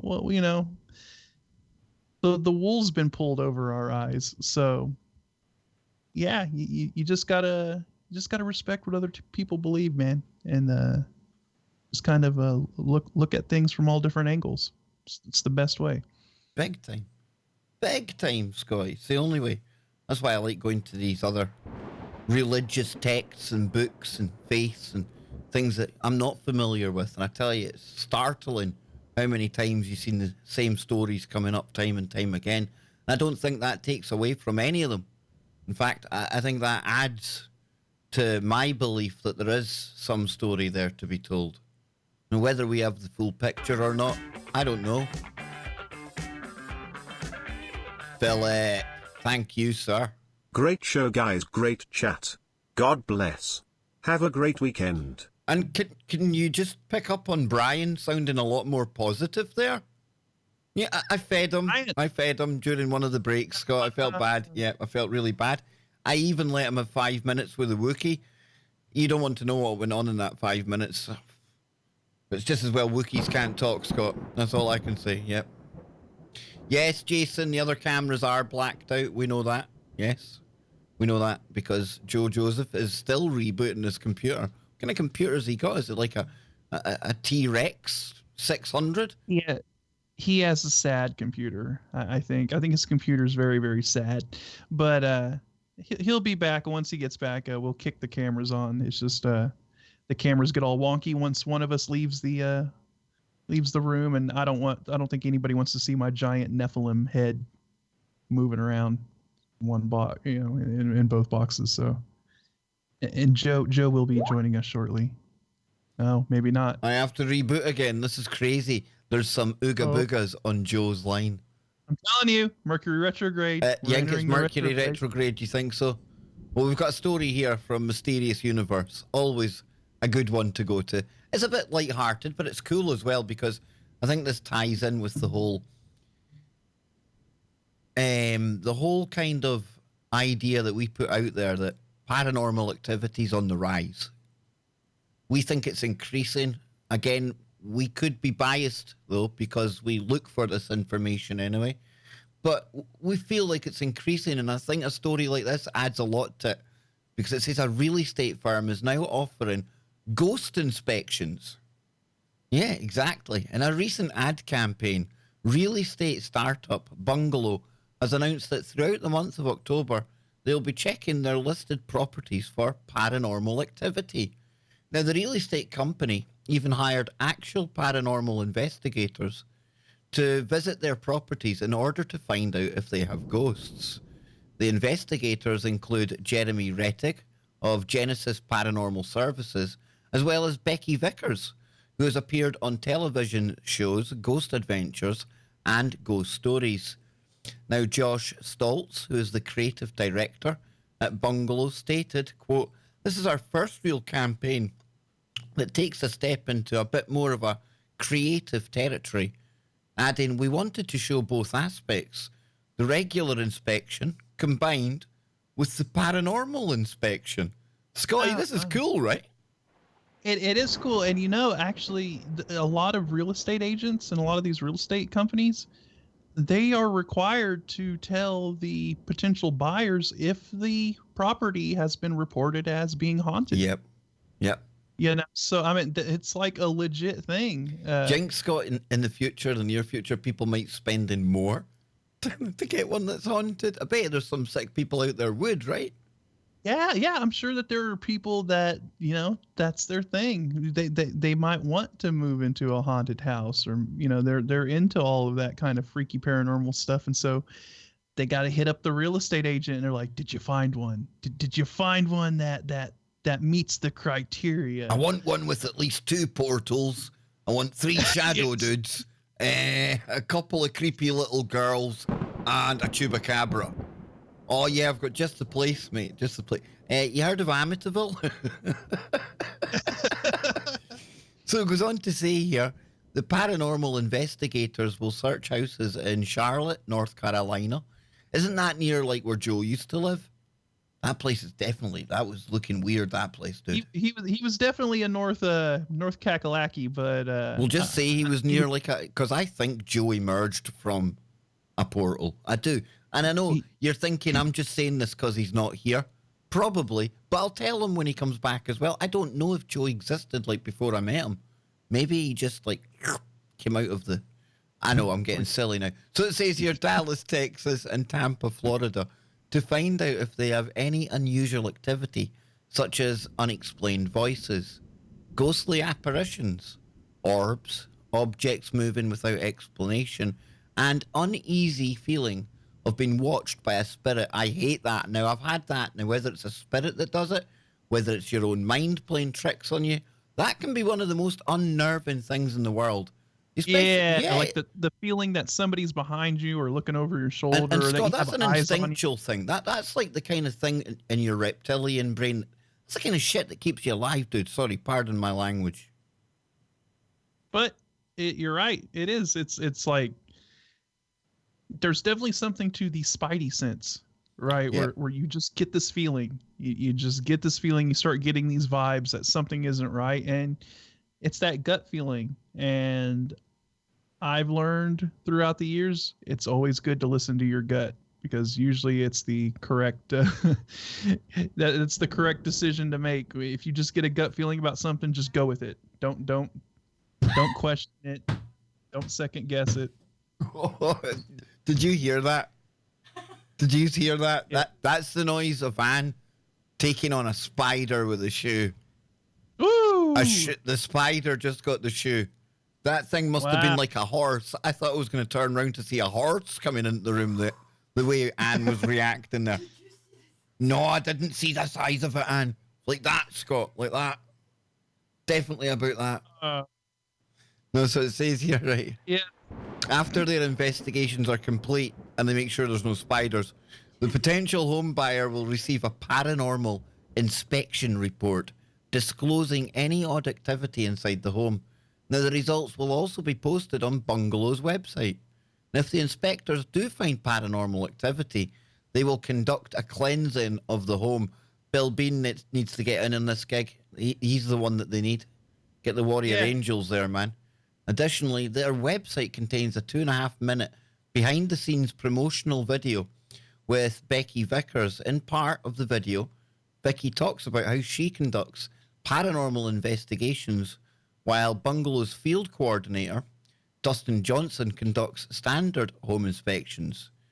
Well, let's just have a look at their website. Here it is here. Right, let's take a listen to this.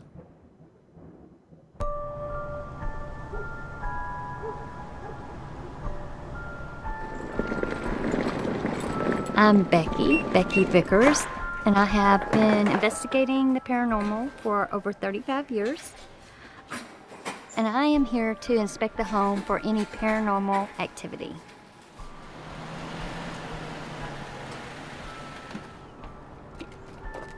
Hey, I'm Dustin Johnson. As a bungalow field coordinator, I do a thorough inspection on each home, from HVAC all the way down to the paint touch-ups.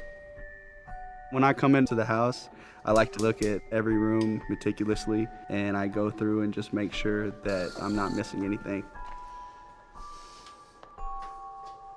Because we will be stirring up the spiritual world, we need to make sure that nothing is attached to anyone. Okay guys, we're going to do a protection ritual that will protect us from any spirits that we encounter tonight.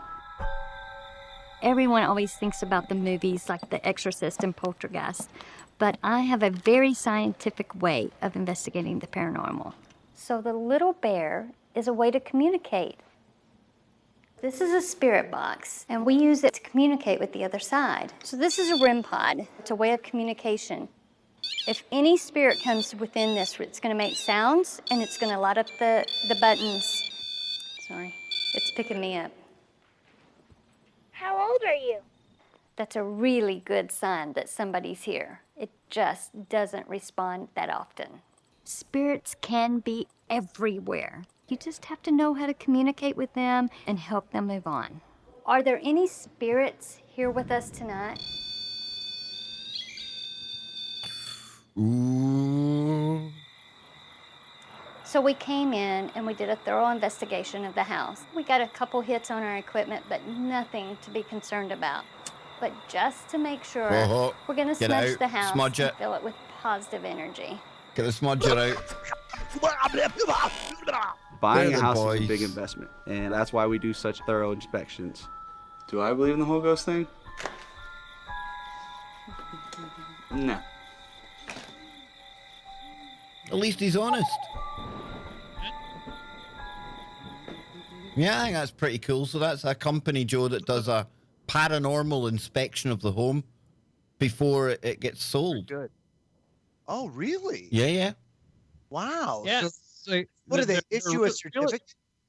They're a real estate company, and when they do their home inspection, they also do a paranormal investigation of the house. Yeah, they literally do, Joe. They give you a paranormal inspection report.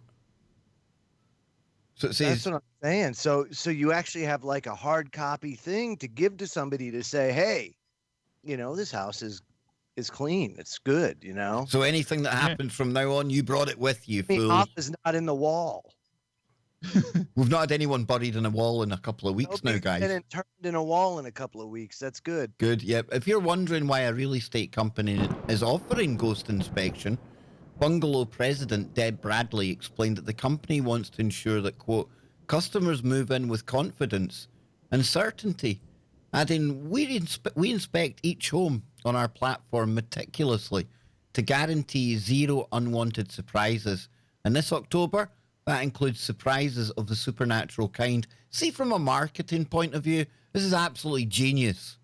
Genius. The month of Halloween, you've got a real estate agent, they're giving the paranormal kind of reports. It's gimmicky, it's quirky, it'll work. It's fantastic. Yep, big time. So just to round it off, it says the company wants to make sure each home buyer can have a peace of mind with their new home. Dude, And you think know- of that moving into the times we're in, guys. Think of how Oh, important man. that's going to be.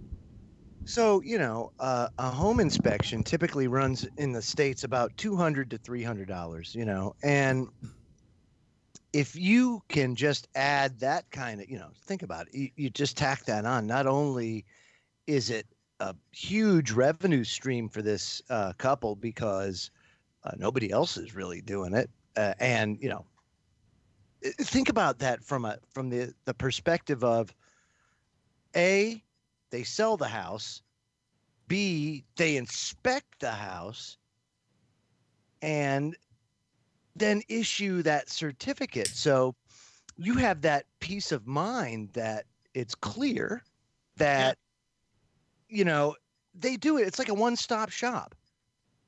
That's And like I was telling Kev, yeah. even though this particular company is doing like these paranormal investigations, a lot of these real estate companies and real estate agents have to disclose to their buyers if the house has been reported to be haunted, right? Because that does affect, right? If you have a family move in there and the place that has all this crazy activity and then they end up moving out, and the house has been sold 3, 4, 5 times because they can't get anybody to stay in the house. It kind of adds a little extra peace of mind to somebody that's moving. I would think, Scott, that almost everybody would say that a house being haunted would affect their decision-making process, I would imagine. Did you know that is one of the most commonly asked questions from potential buyers? I would have to imagine so. They say, is this house haunted? Is there, and then, like I said, they usually have to disclose that information if they've gotten reports from other people that have lived in the home or have moved out. If that was the reason, they have to tell potential buyers that. Imagine if you bought the house inadvertently of Amityville Horror. We are on the break. We'll be right back. Don't go anywhere. I can't believe it. We have only got 1 hour to go, guys. 1 hour to go. Remember? Yeah, think about that, though. It's an important thing to disclose to people if there's a history there. Big time. Big time. Yeah, Ange said at the same time, though, the flip side is also true, where there is a niche market for these types of situations in houses.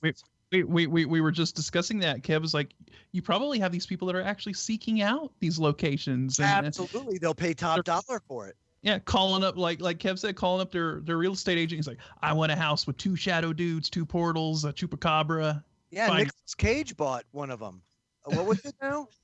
The LaLaurie Mansion? Yeah. In New Orleans. He bought that knowing it was haunted. Yeah. And he can't get rid of it now. So if you want to get it verified in paper that, look, this is a legit haunted location. There's been our company did a paranormal inspection. We found that there was activity, and so it's certified as haunted. Pretty wild. Somebody's saying Zach Bagans, him from Ghost Adventures, I think it is. Ghost Hunter dude, anyway. Him that's got the paranormal museum in Las Vegas, I think. He bought the Manson house.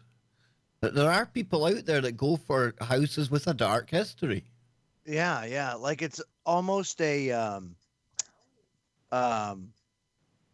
like buying an exotic sports car. It's almost like a society or societal yeah, it's crazy. Yeah, it's crazy what some people will buy. It's a status symbol. That's what I'm trying to say. A status symbol. And a sick one at that, but that's what these people get off on. It's crazy. Crazy. When you're living in a world, rightly or wrongly, that glorifies magic and the supernatural, and I mean, the darkest of criminals are almost like celebrities, right? mean, Manson is a household name. The grimmer the crime you commit, the more infamous you are. Absolutely. And I know that's going to happen, but these people are almost like celebrated now. It's weird. Isn't it? And out in the open, whereas before they were celebrating it, but they were behind closed doors and they were doing it anonymously. And now they, yeah, it's like you're right. Ange just said people used to have shame. They just don't anymore. But no, at the same time. Shame? That's like privacy, dude. It's a Mandela effect. Only some people remember it. Shame and privacy go hand in hand off the deep end. Jumping off the cliff. Ah! Gordon in the chat room, you keep going on about a void. I've no idea why you keep going on about the void. If it's a void, it's void of anything. I don't know how much more. I don't know. You keep asking me to explain what a void is. It's just void of anything. I have no idea, dude. No idea. I don't know what. Yeah. I've seen it popping up a few times, but I don't know. Are you in a void when you're in the coma? Who knows where you go when you're in a coma? That ties in with something Roxy dropped in the chat earlier. We'll get to that when we come back on the other side. Yeah. It could tie into the same thing, you know? Yes. I was just looking at the chat room. There's always good stuff in the chat room. I think we might open up the phones in the last segment. Oh, dude, that. Why don't we just do it in the last hour? Right then, we'll do it now. When we come back, we'll do it. Here we go. Ow, do it live. Here we go. We're opening the phones. Yeah. There we go. We'll open the phones. Let's do it. Okay. Welcome back, ladies and gentlemen. We are live. The Wookiee's sleeping. Brian is tampering with it again. There he is. Come on, Scott. Get the whip out. Crack a whip on him. There we go.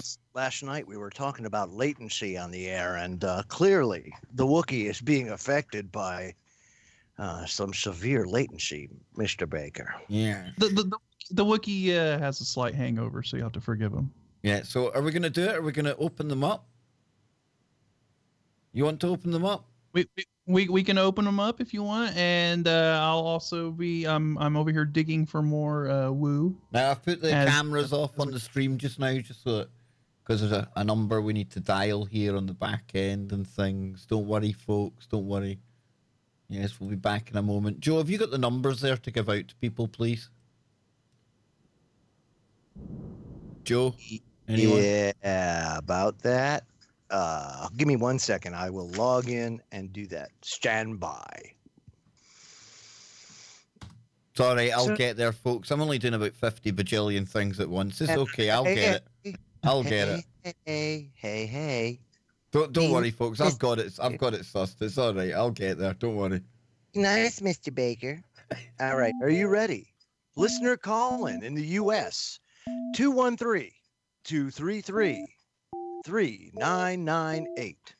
That's 213-233-3998. In the UK, oh yeah, we have a number in the UK you can dial and call in. Yes, 44-203-393-2871. That is 44-203-393-2871. So there you go. There we go. What I am talking about. And we want really creepy, paranormal, like McHale when he phoned up. That was just absolutely, oh, dude. Give us your best woo out there. The best woo, the cream of the crop. And don't forget, folks, coming up right after today's Freaky Friday, Brent Thomas Paranormal Portal, both here on tfrlive.com and on YouTube. I'll drop a link to Brent's channel in the chat here. I've seen Brent last night. I was over listening to his bedtime stories. You sometimes see him here for Freaky Friday. Definitely 5 hours of non-stop woo. You can't beat it. You just can't beat it. So we've got a caller on the line. Very nice. Already from the UK. Welcome to Freaky Friday. How you doing? Hi there. Is it me that you got there? It's Mart. Hey. How you doing, Mart? How's it going, bud? Yeah, I thought I'd do it. I thought, yeah, it's not these weird American start numbers, like, you know. I know. I'm in tune. I've seen the UK number. I thought that's cool. We'll go to one of these crazy Brits. So tell us what's been happening, man. What you want to get into this Freaky Friday? Well, it's Freaky Friday. Let me give you something. In my last place, I had someone in my attic, right? Somebody was in my attic, okay? I'll come back from a graft, right? Security guard. Come back. The attic roof was open. Shall I turn myself down in case there's any feedback? Yeah, from please this? do, because I don't want to miss any of this. This Just sounds, a sec. yeah, this has got good potential. This has Hey, got, mate, yeah, there we you're go. doing enough. Hold on, just bear with me. It's That's a little all right. bit That's slow, all right. chuffing away. There we go. No, Oh, I hate my voice, I do, man. Whoa. Hold on. Just bear with me, Kev. I think Sorry that's it about now. I this, don't man. hear it now. Oh. I've just totally muted it. I can play it back later. Yeah, it you can doesn't play really it back matter. later. Yeah, just That's it. so you tell us again. And so you came Right, home. so I've come back. The weird woo, right? I've come back from a 16-hour shift. I've noticed a wallet on the banister and my attic door open. I'm like, okay, what's this? I'm ex-army, so I went and pulled some up, kind of thing. I won't say too much. Had a bit of a look around. No one in there. So this plonker has been in my attic, left the door open, and left his wallet in there. Turns out it was a 23-year-old African geezer from Erdington. But needless to say, I moved. That spooked me because, like, how long had he been in there? You could see 3 patches where people had been sitting. Drugs run, I don't know. Getting away So from the that's people. missus So because hang he on a minute. gambled That's too somebody much. literally squatting in your attic. And he'd been there for a time, mate. You could see 3 patches where he'd been, or a couple of other people had been with him. But I have no evidence of anyone else, just him. But I told the copper, I says, listen, I've got his address. Tell him he better stay the effing heck away from my attic. Do you know what I mean? I says, it isn't going to end well. I tell you Needless what. to say, I moved out there. I tell you what. The For first once, thing I did was drill the hell out of my attic. yeah. For once, I actually think probably a paranormal visitor in the attic might have been actually better than somebody physical up there, Scotty. What do you think, man? Yeah, that's wild. You know, my youngest brother, he had a friend, and they had found out that this guy had been living, like, I think it was in their shed, or maybe somewhere. It might have been their attic as well. But he would go in there when they weren't home and, like, live there. And I guess this had been going on for like almost 2 years or something. It's like super creepy, right? And I've heard instances of this in Japan as well, where, like, a guy would be just, like, staying in this, like, chick's closet. She had no idea he was in there. And it had been, like, going on for a long time. I mean, that is so creepy. You're right, Kev. It's almost more creepy than a paranormal thing, because you have somebody that manages to stay out of your sight, you know, where you can't see them, and they're like, Yeah, they've been in there when you've been domain, sleeping and you know what I mean? things, dude. Like, you've been lying in bed and things, and there's been like people up in the attic. That is, that's pretty disturbing, actually. So Mark, sorry, let me ask you, any I've got these little lights up there. well, now Sorry, I've got those little lights up there. He could peek through them. If he peels back the insulation, he can see through those lights. Do you get me? There was Oh. 13 of them in the living room. Yeah. Spotlights. Oh. This is sorry to interrupt, pal, so flipping ferociously, but yeah, he had access to each and every fucking room. Okay. Oh, now, yeah, well, I mean, that is pretty horrendous. Now then, I'll let you get back to hopefully no intruders in your house, Mark, but thank you so much for phoning in, sir. All the right now. I'm telling you. I'm a little bit wiser to it now. No The wonder, ethics hey. firm fix. Once bitten, twice shy. So if anyone else wants to phone in, the number that you need to dial is, if you're in the US, it is 213-233-3998.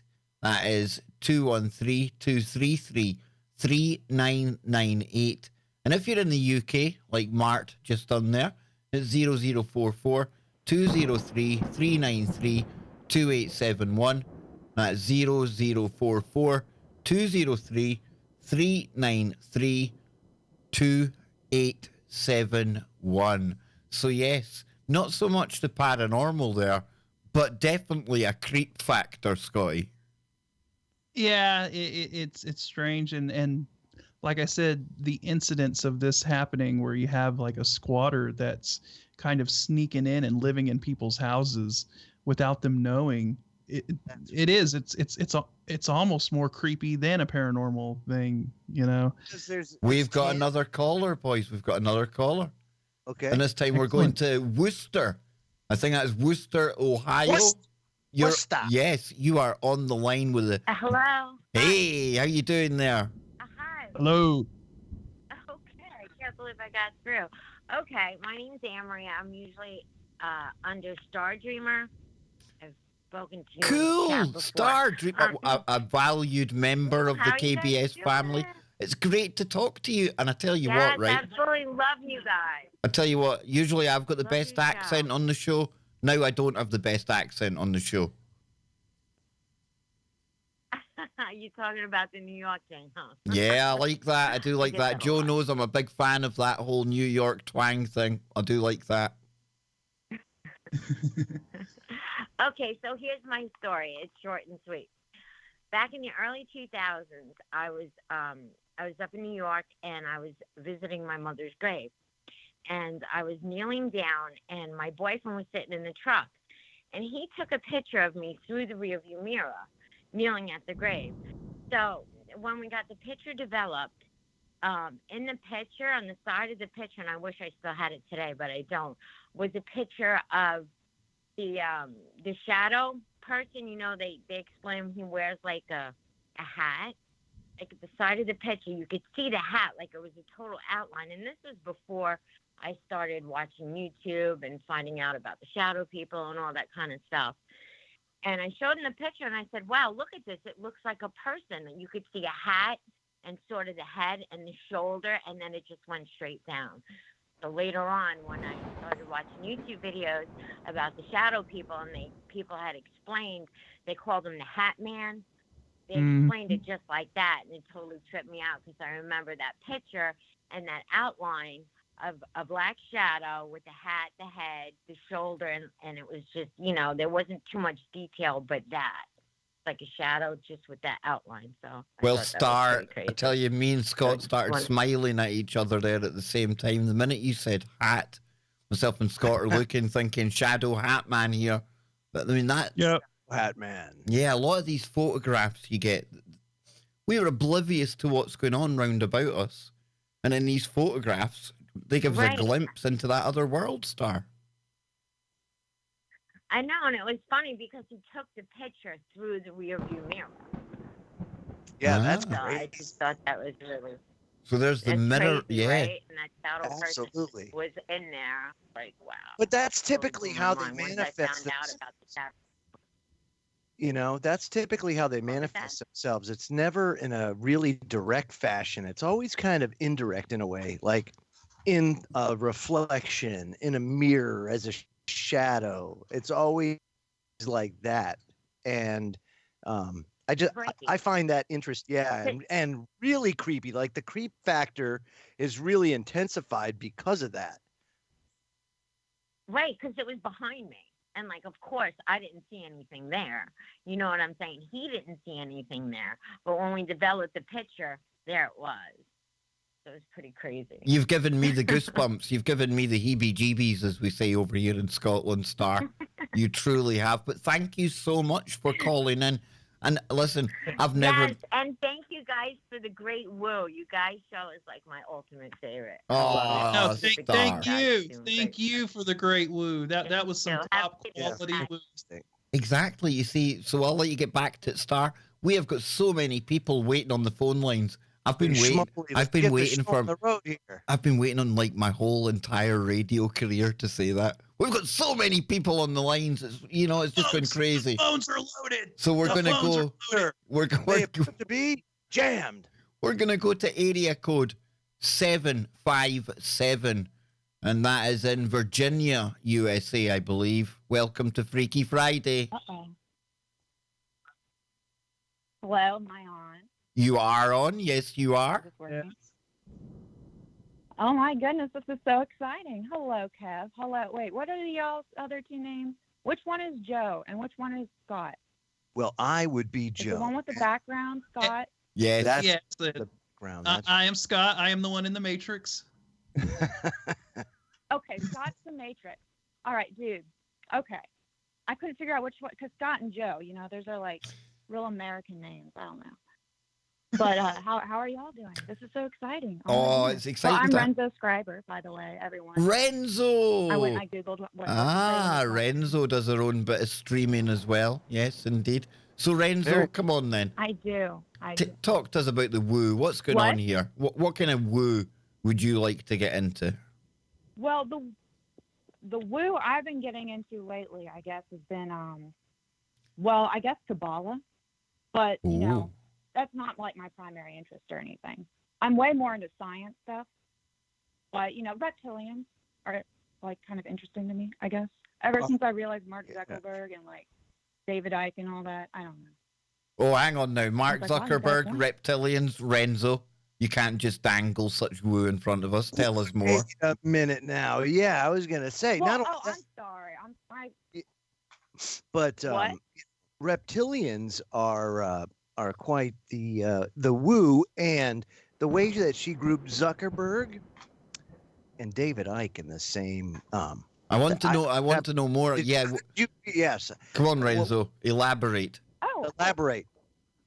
Well, it's just I noticed, like, I was just like, you know, watching some YouTube before going to bed, and I noticed that, or David Icke said it was a 2016 upload, YouTube video upload, and David Icke said that something about the reptilians and their eyes being like super black or whatever, and I was like, oh my God, that's like Mark Zuckerberg's eyes when he was in that, you know, court thing or whatever, and I was like, dude, yeah, the reptilians are probably real.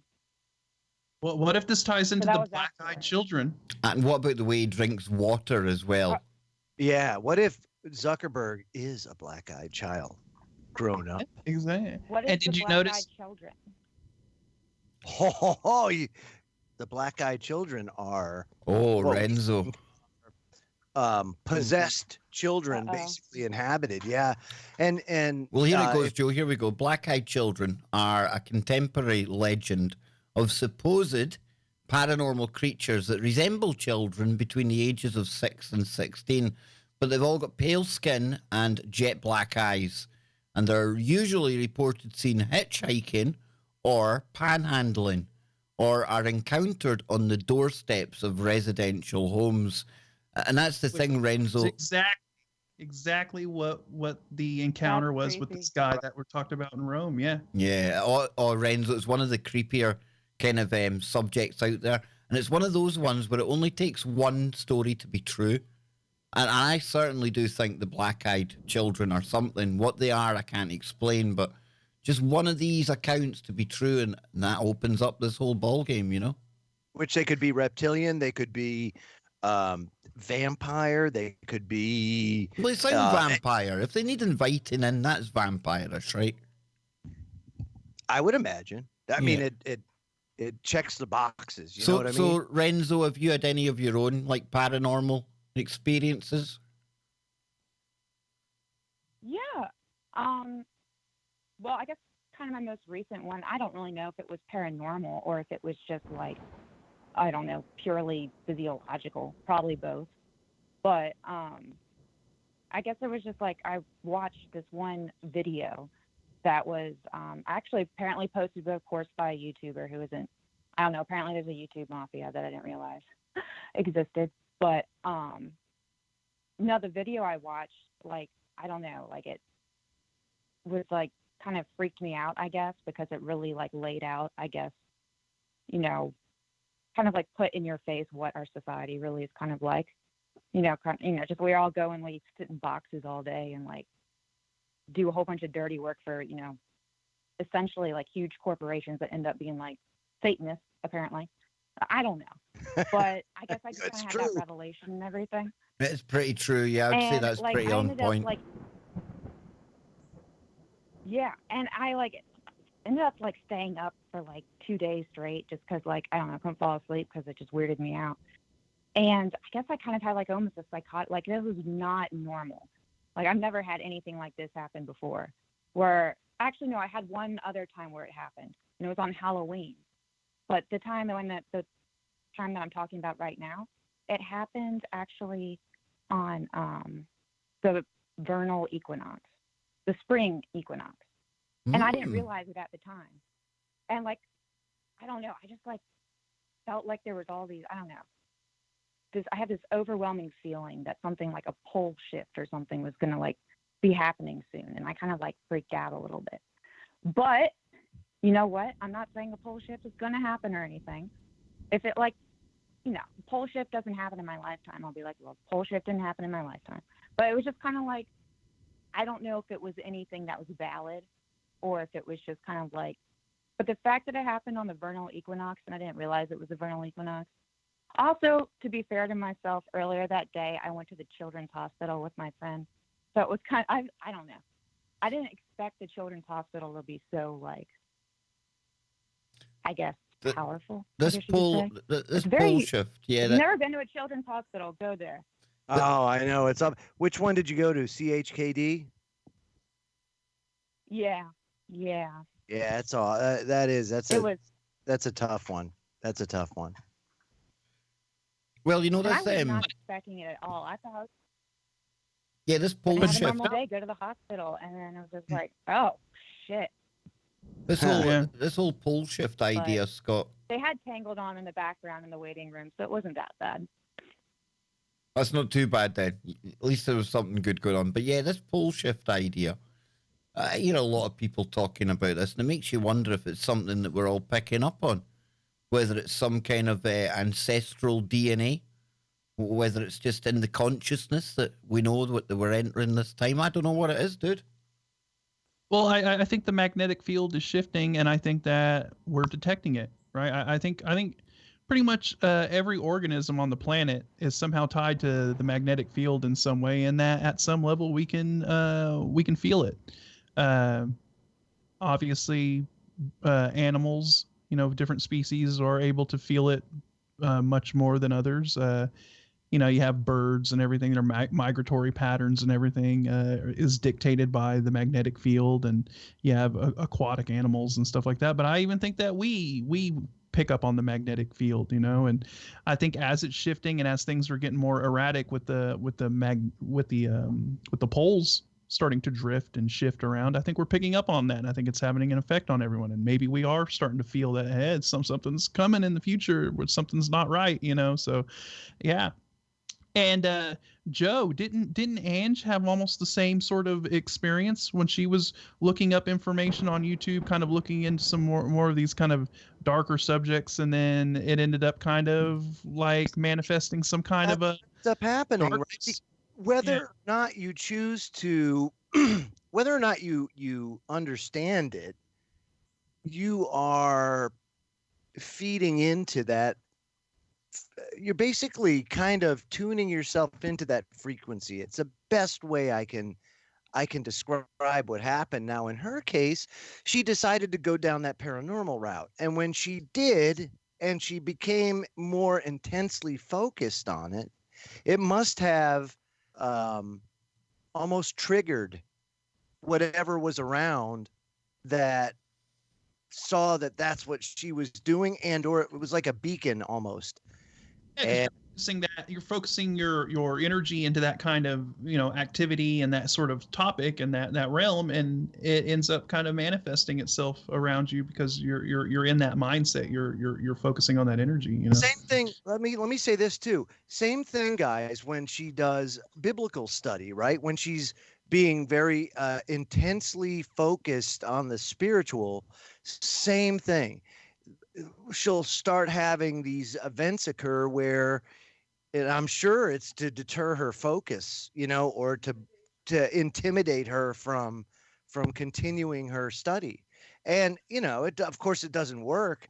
And I think more along the lines it's them trying to entertain themselves, because I have to imagine eternity being damned, in this way it's pretty crappy. I got to imagine it's not good. Yep, you're right. But we're almost on the break, and Renzo got a couple of minutes. So thank you for calling in. Thank you for being over on the Discord. And I'll drop at the break here, I'll drop a link for your YouTube channel into the YouTube chat. I urge everyone to check out Renzo. And we've got a few other callers on the line. So please don't be hanging up. We'll keep you on the line and we'll come back after the break. But Renzo, any last points before we let you go back and enjoy your Freaky Friday?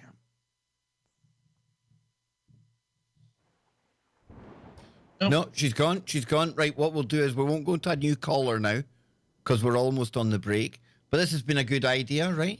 Definitely been a good idea, the phones again. Yes, indeed. Look at Joe. Look at him. He's having I don't know. He's pontificating. Look at him. We're just talking about, with regards to the black-eyed children, right? A lot of the things that happen to the children oftentimes are a result of these people in places of power, these elitists, if you will, that are basically the henchmen for these entities.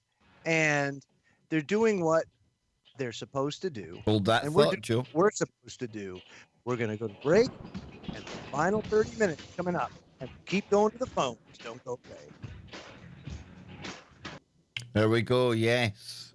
So indeed, we've got Regla Girl. We've got somebody else from the UK on the line as well. We'll get to them right after the break. And Renzo, a big shout out to you. Absolutely fantastic. And there he is. He's in the chat room now. He's the man behind the Paranormal Portal. He is Brent Thomas, and there is his YouTube channel there. I'll drop that in. You can go. And somebody's asking what's going on with CERN. Absolutely nothing. Nothing. Yeah, it's closed for years. For the next 2 years, right? Yeah, I think 2023 maybe, Joe. 2023? Yeah. Yeah, I know it's quite a while. You know what else I know? Renzo brought up the whole Mark Zuckerberg thing, and we were talking about the black-eyed children. Yeah. You know what else is also strikingly, similar? What's that? You notice that when Zuckerberg was in those hearings, he looked so pale. He looked very pale white, very unnatural colored, his skin. You know what I mean? Yeah. Now people could say, well, maybe that was just his nerves, or maybe he was just nervous and whatever. I don't think so. He always looks that way. He always has this. He's got a house in Hawaii, and then and he works in California, and he doesn't get any sun. That's wild. There's people in the chat room that've come up with a good idea. At some point, we're going to need to do a simulcast. We need to join. We need to join forces for a paranormal portal one night as well. We need to make a marathon session. Two forces come together. We get Brent on here. We go to Brent. I go to Brent. Whatever anyone wants to. I think that'd be a good idea. That'd be 5 hours. Yeah. How about we call it the Baker Normal Link? The Baker Normal Link? What, dude? No. Just call it Freaky Friday's Paranormal Portal. I know it's a bit of a mouthful, right? FFPP. FFPP. Did he add it? F2. Yeah, F2P2. I like that. Yeah. Sorry, just switching back into Morse mode. That one. Yeah, I know. It's crazy. It's allowed. You. That's what we used to call you guys. You signalman, you. We got Did you have called to do the scaly flag? backs over here. Scaly backs. Did you do the flags? You know when you. No, we didn't do actually do the flags. No, we didn't. You didn't No. do semaphore? Nah. Wow. You know, I had the brain where they kept us away from flags and put us on Let satellites. me ask you something. Did you guys ever? You had signalmen or whatever that did semaphore, right? Yeah. No. It was a thing, dude. Yeah. Just the trade that I was in, no. I got you. It was more, if I told you, I'd have to kill you. I got That you. kind of Yes, stuff, yeah. Of course. Yeah, I'll tell you off air, Joe, you know. Pull up a sandbag, Joe, and I'll tell you about a real man's. Bag. Yeah. We'll open up some sea rations and tell stories to one. Sounds good, man. Brent- Sounds good. Brent said that we are always welcome on the portal. So. Oh, nice. Not on the portal. We step through the portal. I want us to arrive through a Stargate onto the show. Not that I'm a diva or anything like that, but I want a Stargate. No. We'll just have to make a graphic of the Stargate opening. Somebody up says and the then, Baker link sounds like a train station. It does. It sounds like a cheap budget train line. Here we go, folks. Here we go. I connected through the Baker link. And, Here we go. Here we go. Wookie. No. There he is. There he is, the Wookiee. I tell you, it must be hibernation time, Joe. You can tell it's getting close to winter, eh? Yeah, very much so. No, but we have got one segment left, Scotty. Brent Thomas, he's chilling out. He's getting ready as we speak. He's firing up the cobwebs. He's cooking up the cauldron. He's going to spin you a yarn. Some paranormal woo on the way right after Freaky Friday. You like how I done that, Joe? Look at him. He's so proud. He's beaming with pride. Look. Yeah. Anyone here Mandela? Anyone here Mandela affected?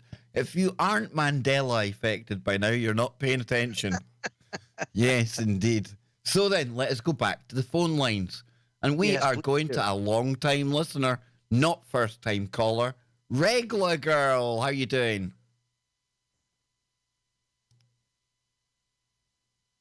Or not. She fell asleep. Regla fell asleep. Regla? Wake up and go to sleep. No, go on. So we'll go to the next one. And this is back to the UK. So it's a mobile number from the UK ending 471. Welcome to Freaky Friday. Hello, can you hear me? Oh, yes, we hear you. How are you doing, sir? Oh, actually, it's a lady with a deep voice. Is this the Kev Baker show? It is the Kev Baker show, yes, indeed. There's me, you see, putting my foot in it again. You know me, I'm terrible like that. Bit gruff and growly, that's all. It's the PPP, Kev, that's what it is. That's what it is. You see, that gives you that kind of distinctive husky voice. So how are you doing this Freaky Friday? Very well, very honoured to be speaking to you, gentlemen, and good evening, Scotty and Joe as well. It's great to speak to you. Got a couple of weird points, paranormal points, but they're for the better because I don't want everybody to be scared about ghosty kind of things. The first one was an experience at Glastonbury when my mum that had passed over came to me in a dream, and I didn't remember the dream at the time, but as soon as I got on a road to Glastonbury, I started saying, there's 123 bends on this road. When we get to a caravan camp, there's going to be a little train, and it's a plastic train that the children go on. And the caravan that you're taking me to has got a wobbly handle when we walk in. And then from that point on, for the next 3 days, I could tell you everything that was going to happen and everything that somebody said. And it was all to lead up to the fact that I shouldn't be with the boyfriend that I was with at the time because he was an idiot. But they showed me everything from an inflatable wizard in a field that had a squiggly Jed written across his top. And I said to a person called Jed, we're going to walk into a field and see this big wiggly thing. And my mum showed me absolutely everything. Wow. Wow. That's Man. bizarre. Yeah. Yeah. That's Yeah. unbelievable. For 3 days. Every conversation, a lady would go to pick up a drink. It was a bottle of whiskey, and she said, "You're not going to believe what this tastes like." And I turned around to somebody else and said, "She's going to say chocolate," and she said chocolate. And for 3 days, my mum showed me fully what that future experience was going to be like at Glastonbury. Wow. And she kept saying the message. Yeah, she kept telling me, the longer you prolong it, the more the agony. And it was true. And I found out at Glastonbury that I was with an idiot and I should have jumped in years ago. But the next thing I've got is recently, we live and learn. The next quick thing is, this happened recently. I've been going around taking photographs because our mother, Jacqueline Twigg, is not my birth mother, but like mother. She was murdered and she's showing up in photographs absolutely everywhere, and she solved her own murder from the other side. Now, I don't believe I'm psychic. I've never said that. But I did have the experience that my own mum showed me, as I've just told you. And now this, a mother figure, yeah, she's showing me all the murderers in a case, and she's showing me exactly what happened. And the pictures of her murder and incarceration are showing up in photographs. Wow. How does that comes to you in photograph, but how else does it come to you? Like, are you visualizing it in your head? I mean, how does that information transfer take place? Right. Well, I've only really sort of had dreamy experiences, but one night, Jacqueline, the mother figure, came to our house and my husband saw her while I was asleep. He actually saw like a ghost vision, and she was telling him, gesticulating to him, to take me away from where we live now and go up to our inherited bungalow. Yeah, but he didn't realise because she looked like my Irish nan, so we forgot about it then. We didn't think any more of it. But then all of a sudden, she came into my head, and apparently I started reciting to Aftar what had happened to her. But then I couldn't remember all of that because it was like coming out of me on autopilot. I didn't realise everything that I was saying. But then, so we went up to the fields in the bungalow, which the will's been stolen. That's why we can't get to our property at the moment. But we went, sneaked up there, and we took photographs. And you'd be amazed, like there was a dewdrop on the ground near to the horse, and it showed her lying down with her face marks where they'd bashed her. And you can see her where they left her past the post in the field. You can see like a ghostly picture of her, and then you can see the murderer's faces on the gatepost. Wow. I've shown countless people these images, and they can't believe how it's happening. But obviously, you guys know about when people get murdered, they show the image of their murderer in the retina. Yeah, I've heard of that. Yeah, I've heard that. Yeah. Yep. Well, I didn't know how true that was, Kev. And we didn't get to find out with Mum because, unfortunately, they cremated her instead of burying her. It's a long story, but I've got cancer and I should have been in India getting life-saving treatment, and I hadn't gone. But while I was ill, I've done her in and cremated her quickly. But, okay, we didn't get to find out about Mum's retina, but we've taken pictures of people that we know are involved in the murder. And How do we you can like only that? see we can see in their eyes the place where they murdered her. And we know the place well because we used to live there. It was the farm where we lived. Oh, man. Which is the Queen. It's the farm. It's the Duchy of Lancaster farm. Oh. Get out. And other than that, check this out. Spookier than that, yeah. Jacqueline and her husband Michael, they were Masons. Oh, And Lothar, like Lothar in the chat room. I knew the Mason had I something to do with I forgot to ask at the start. What's your name? Because I'm sorry. Am I not allowed to mention it? Am I allowed to mention Masons or not?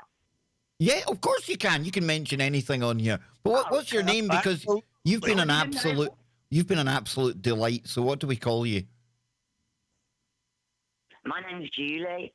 Julie. My husband's Aftar. Ah, got you. Yeah. Brilliant. Got you.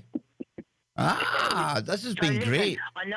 I know I know some of our topics might get a little bit dark and a little bit spooky, but you've still got to laugh at life. Life can be that hectic sometimes. Oh, You've got to laugh. No, definitely. Basically, this was a Masonic ritual, yeah, and she was murdered on the 22nd. Now, 8 years before, Mum and her husband had told us straight, look, we will leave you the bungalow, yeah, and all the lands and the horse and leave after all the paddocks and the stables and everything, yeah, because I hadn't got any children. But you're going to have to take on the whole village because they're going to murder Jacqueline. Well, we'd had a talk on the night, to be honest with you. We thought, yeah, what's all that about? But we laughed and we said, yeah, we'll take the whole village on. Not realising they meant we really would have to take a whole village on. Like a whole We're the most hated. A whole village hate us, I tell you. Seriously. We've even had our car. Julie, we're going to have to get you to phone up again some other show. We'll probably need to do an hour or so on all of this, because I remember you sure. and Avatar. Yeah, you and Avatar got in touch with me, and you know, at the time, I didn't really know what to do with the story, etc. But now that I've spoken to you and I've heard a little bit of it, I think we need to definitely get you and Avatar on. Oh, listen, it gets deeper than that, Kev, because when we lived at the farm, we had the best time ever on the Queen's farm, yeah. After that, we moved to King George IV's former hunting lodge just down the road. Now, these are all prime lands just at the back of, St. George's Park, where the England players go and everything. Yeah. We were the only Brummies, living in top-notch rural land, mate. That's what we were. I was going to say that's a nice area of England down there. That's well-to-do round that part. It is, isn't it? But we were just the entertainment for the rich. I mean, we were chilling out with Lord's daughters. Who was the lady? Who's the lady with the big shoulder pads off Dragon's Den with the deep voice? Oh, I know who you mean, but I don't know her name. You remember her? I can't think of her name. She lived down the road because you didn't have any neighbours. Your neighbours are like miles away down the road. You know what I'm saying? We even saw a UFO there. It was reported by loads of people. And after he went out to film it, yeah.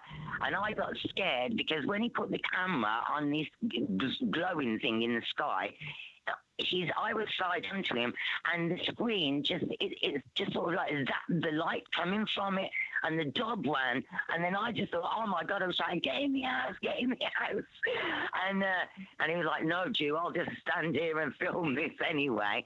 And I thought, nah, man, if it looks like OT, if it looks like ET, I'll be all right with it, but any big lizardy thing, man, I'm out of here. No, same here. If it looks like a proper lizard, I'm gone.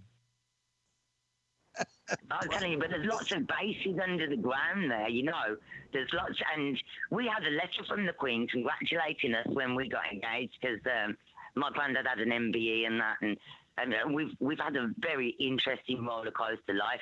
In fact, when if you check out blessingsforjulie.co.uk, when Avatar is going to take me to India, we've got to drive through 10 countries with our 2 dogs in a horse in a Winnebago. And when the story got out that we were trying to get there to do that just before Mum got murdered, and we had to stay to sort this out, Jim Carrey and Tom Hanks got in touch off Twitter. Well, Jim Carrey at first. And he said, what are you trying to do? And we said, we're trying to get to there to get a blessing off a guru, and get some, organic help on Weed Mountain in India, because I'm down to 5 stone now. I should have been dead 3 years ago, but I won't go, man. They're not putting me down that easy. And, good for you. Jim Carrey got in touch, and they want to, because I'm 50, I'm a brummie, I'm keep going, man, till the last. I've got an ashram to open yet, Kev, and I want a truth conference, and I want you lot down there. That's why we've invited Max from the Crow House and that. As soon as we get these lands back, we've got a 31-day festival. It's going to be kicking. I want you lot down there. We're just going to spread the love, free accommodation, free food. The place is called Hanbury, where they've done her in, and we're going to turn it back into Hanbury Heaven instead of Hanbury Hellhole. Wow, that is absolutely awesome. Julie, thank you so much for coming in at the end here and stealing the show tonight. You've been absolutely brilliant. Well, don't be scared. Don't be scared of spooks. They're not all bad. That's what I'm saying. That's very good. I like that. Not all spooks are bad, but then again, not all spooks are good either. Julie, thank you so much for calling in. We are going to have to do this more often, boys. This, I think we've just found our third hour. yeah, that makes it a whole lot easier for us indeed. That's it. Absolutely does. And I got to tell you, the caliber of our callers and our listeners, both tuning in and in the chat room. I mean, you just don't have a better group of people, really, truly, that are engaged and educated. Exactly. Well said, Joe. Exactly. That's why it's not a problem to put the phones on, because we know we've never had a dodgy one, and I hope we're not tempting fate. Really, you don't get, it's not trolley moly when you've got a listening audience of this caliber. Really, truly, it's awesome. And it's great. Most places, Kev, think about it. You have a call screener because you inevitably have that. Here, we don't need it. We don't need it. So it's just kind of cool. That's what the whole. I know everyone probably says this about their own network and their own show, but TFR, I mean, we can only talk about the shows we're a part of, but I'd imagine all the shows experience the same thing we're talking about here. It's a different. I hate to say we're better than anyone else. I'm not saying we're better. Nope. It's just different. Just different. And in a good way. Yeah, in the best of ways. What do you think, Scott? Yeah, I just think that we have a different caliber of listeners and just a fan base that just jives so well with the show that, like Joe said, we don't need a call screener. We don't get the trolls and everything. Everyone just sort of jives on the same frequency, and like Kev has said many times, we learn as much from the listeners as they learn from us. I mean, the information that some of our listeners bring to the table is incredible, right? I mean, we've done whole shows based off of stuff that listeners have sent us or kind of leads and rabbit holes that they have taken us down.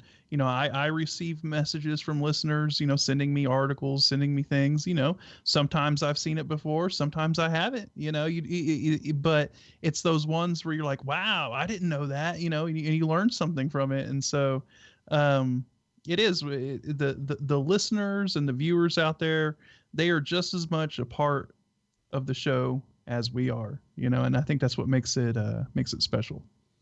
I'm with you. I couldn't agree more, Scott. Could not agree more. I'm just looking. I had another.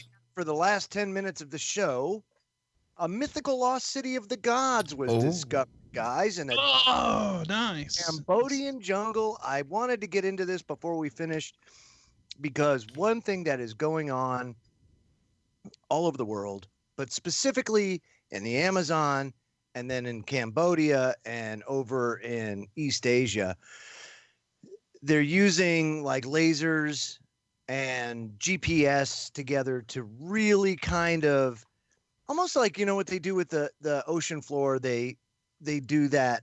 Surveying it. Yeah. Well, they're doing the same thing through the dense trees and they're able to penetrate through the vegetation and expose everything underneath. Yeah. Now, guys, look at the pictures here.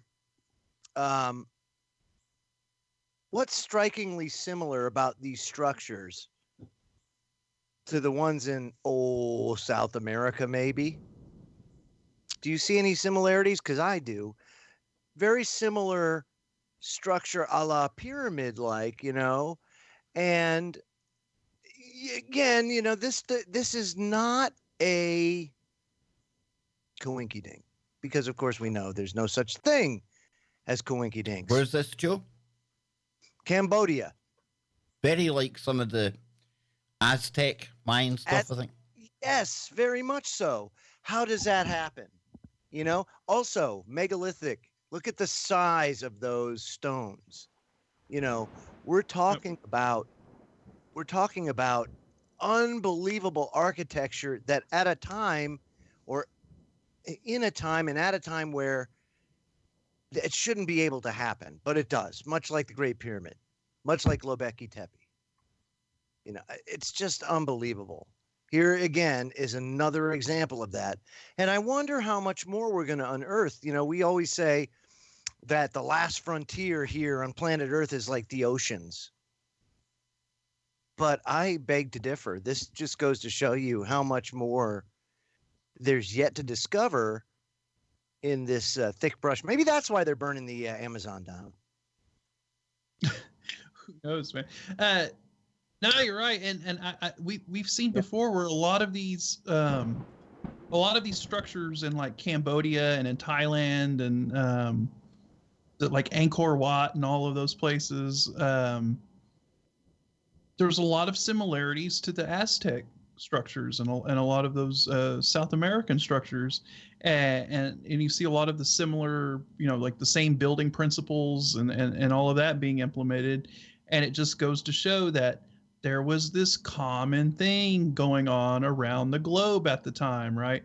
There was this, we're talking about the world dominating Atlantean civilization that you talk about, Joe, right? The pre-flood civilization, and they were scattered across the globe. There was similar architectural, commonalities between the different, areas that they controlled, much like, the Romans were spread out across a huge geographical area, but there was a common sort of way that they built things, right? Good, yeah, that's right, because we still have Roman arches and Roman architecture, Roman bridges, Roman roads, still here.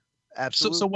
So while they may not be like 100% similar at the core of their building, like at the core engineering behind them is the same. It's this megalithic building. It's a fingerprint. There's a fingerprint to it that will basically be, almost like a signature, if you will. Exactly. Yeah. I mean, this is what a fantastic broadcast tonight. Kev, I got to ask you before we get any farther, how many members do we need? Are we at that threshold? We only need 4. We need 4 new members. 4 new members, guys. Anybody without a little pyramid by your name, become a member today, and soon you could have the hairy hands on your side. Yes, you could indeed, Joe. Very good point. Very good point indeed. So, there. Yeah. Also, anybody that wants to donate to the Kev Baker Fund, we can always go the PayPal route, where Google does not get their tribute paid, and you can get that link. Excuse me, Joe, but could you please speak more kindly of my masters at Google? I am speaking kindly. Pay them their tribute. Doesn't he look like Foghorn Leghorn? He looks like he's got a chicken thing going on in his head. Look. I'll say, boy, I'll say. Come on now. That's the hairless hand. But that's the one that's been shaved. That was it before he got scary. That was him before he died. Well, it's better than getting red pilled. Yeah, thank you, Kristen, in the chat room for throwing that link up there. Anybody that wants to donate, you can always go through PayPal and donate to the Kev Baker. I even do private camera sessions if you pay me enough on PayPal. Well, not only that, but it goes to the boss, and that's really what's important, because if the boss is happy, by God, Kev is happy. And that's really all that matters. And Kev, nobody understands that more than I do. Absolutely, Joe. Me and you live in the same kind of oppressive household.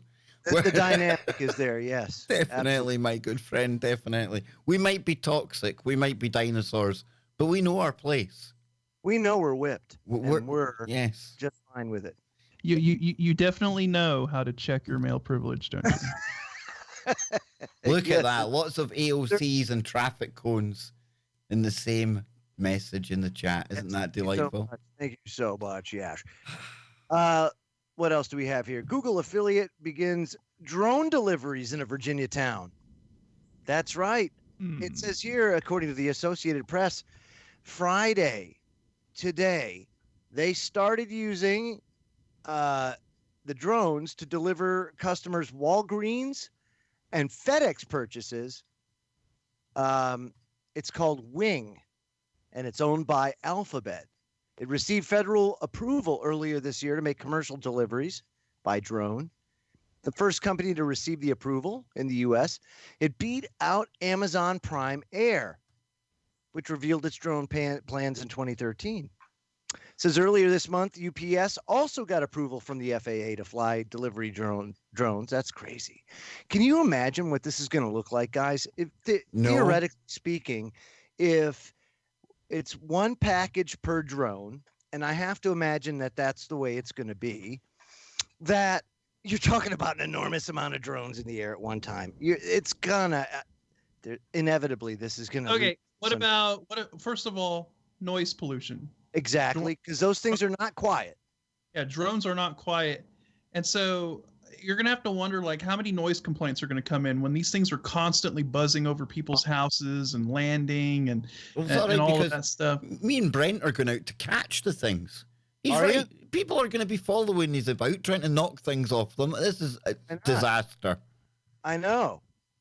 I mean, again, I think people haven't worked out the bugs yet. A drone landing at my door, my dog is going to flip his, you know what?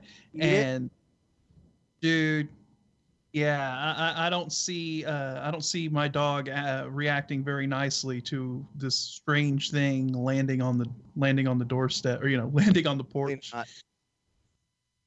Yeah. So I don't know. I don't know how this is all going to work. Right, we're just about out of time. Let me remind people, doesn't finish here. Head on over to our good friend Brent Thomas, the Paranormal Portal. I can hear it firing up right now. We'll be back tomorrow on the Weird Weekend. Same people, similar time, 1 hour later tomorrow, 1 a.m. in the UK. Yeah. Yes, Let's try and get 8 more PM. people on the stream tomorrow. Yes, we want over 300. We want way over 300 tomorrow. Right. So you can play your part out there. Hashtag KBS Weird Weekend. Hashtag KBS. Let's crash the chat. Indeed. So for another time, wherever you are, make it TFR. Head on over to Brent Thomas. There we go. Well, that was fantastic. Brilliant. And you know what else was fantastic? What's that, buddy? The phone calls. Oh, wasn't it? That was great. That was good. You know why, Kev? Because we've got enough people now listening to where it's advantageous. That's when you hit that sweet spot, and then you just open the lines whenever you're feeling like doo-doo or whatever. As a matter of fact, do you do it during the show at all? What? On Safe Space? Do what? Open Phones? the phone line? I'm going to start doing it. I'm going to get a phone line for people to phone in. I Now, gotta somebody in the imagine that chat you room have is asking now, Disco Duck, apart from wanting hairy hands on you, can I ask you, are you on a mobile or are you on a computer? Because then, depending what device you're on, I'll give you the advice you need to join the channel. Yeah. Yes, and we would love you here, Disco. We truly would. I think you enjoyed yourself here tonight. And yes, the paranormal is opening very shortly. We'll show you the first minute of that there maybe. But if you are on the PC, what you do is you go to the channel page and you click this button here, join. That gives you 3 options, all of which... Oh, that's right. You have the tiered system now. Yes. We have a very nice, very budget special offer at £1.99. We've got the regular £4.99 and premium is £8.99. Now, so far, petrol station. So far, everything, all 3 tiers open up all the same emojis, all the same VIP lounges. Eventually, if we get enough of the premiums and things, I may offer a Discord call, a private stream. I don't know how we'll do it, but I just want to thank everyone out there. And if you want to join, you either click that like I showed you, or the link is in the description. The STREAMLABS bot, Kristen, Jason, all these great people, the mods, they've been dropping them all the time. And listen, folks, if you can't do it, it's okay. Because we'll still be here every week. It really does take a lot of the pressure off. So, It really yes, does. indeedy. Yes, It's so indeedy, much boys. so that he's willing to show his privates on the screen for all you premium members out there. So it's great. Oh, yeah, definitely, yeah. Yes, Disco, I mentioned you. Yes, I gave you a big shout out there. If you're on the computer, you go to my channel page, and then I'll give you the link. No. Fantastic. Copy this. No. Look It's at in you. the description. This is, folks, this is multitasking at its finest. And I'll tell you, he does it all night long. That I'll tell you what, Kev, you have done well. Done well. You and Popeye taught me so well. I'm so proud of you. Popeye's coming back soon. Did you hear that, Joe? When? Scott, you've spoken to the legendary mythical thing, beast creature? Yes, the beard has been in contact with me, and he wants me to help assist in revitalizing and fixing up the battleship DTRH because I think he's tired of sitting on the sidelines. Huh? He's what? He's taking it out of mothballs, putting it back into active duty status. Yes. So I will be assisting him on some new graphics and some web design work. And remind him that the Coast Guard was Department of Transportation. He doesn't like it when you remind him of that. Yes, I'll be sure, Joe, to relay that message to him. And they don't have battleships there, so it's one of those things. You got to stay in your swim lane. Yeah, that was the Navy that had those. Yeah, he had Coast Guard cutters. They're cutters. People are saying the most terrifying thing about Freaky Friday could be the mental image of me naked. That's terrible. That is terrible. Not me being naked. No, that's not terrible, Joe. The thought, no. I'm like a little Scottish Adonis. You know what I mean? Not. I'm sorry. Interference because of that terrible thought.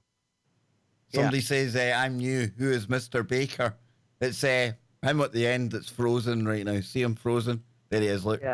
Yeah. Oh, me? Yeah, you. That's Mr. Baker. So it almost sounded like you were going to serve me with a writ or something.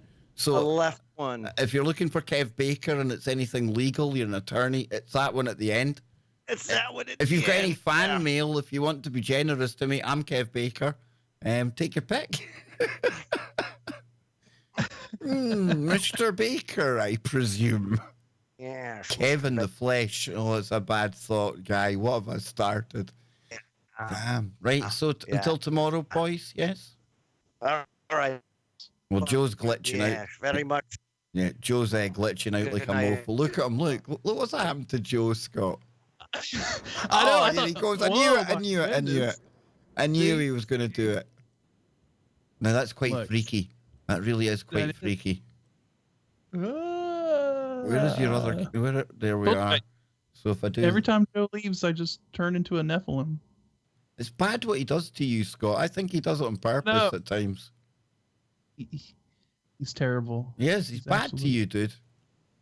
He says he loves you and things, but then he treats you like this every week. He does it all the time, every week. I'm inside myself. Look, it's like Scottception back there, man. See, we've got it all sussed, Scotty boy. We've got it all sussed here, dude. It's like picture within picture. Look. There we go. Okay. We have your DNA, Baker. Oh, oof. That's a defective bunch of Baker. Defective bunch of DNA, even. Kev is the one that talks funny. Yep. So on our way out today, boys, on our way out today.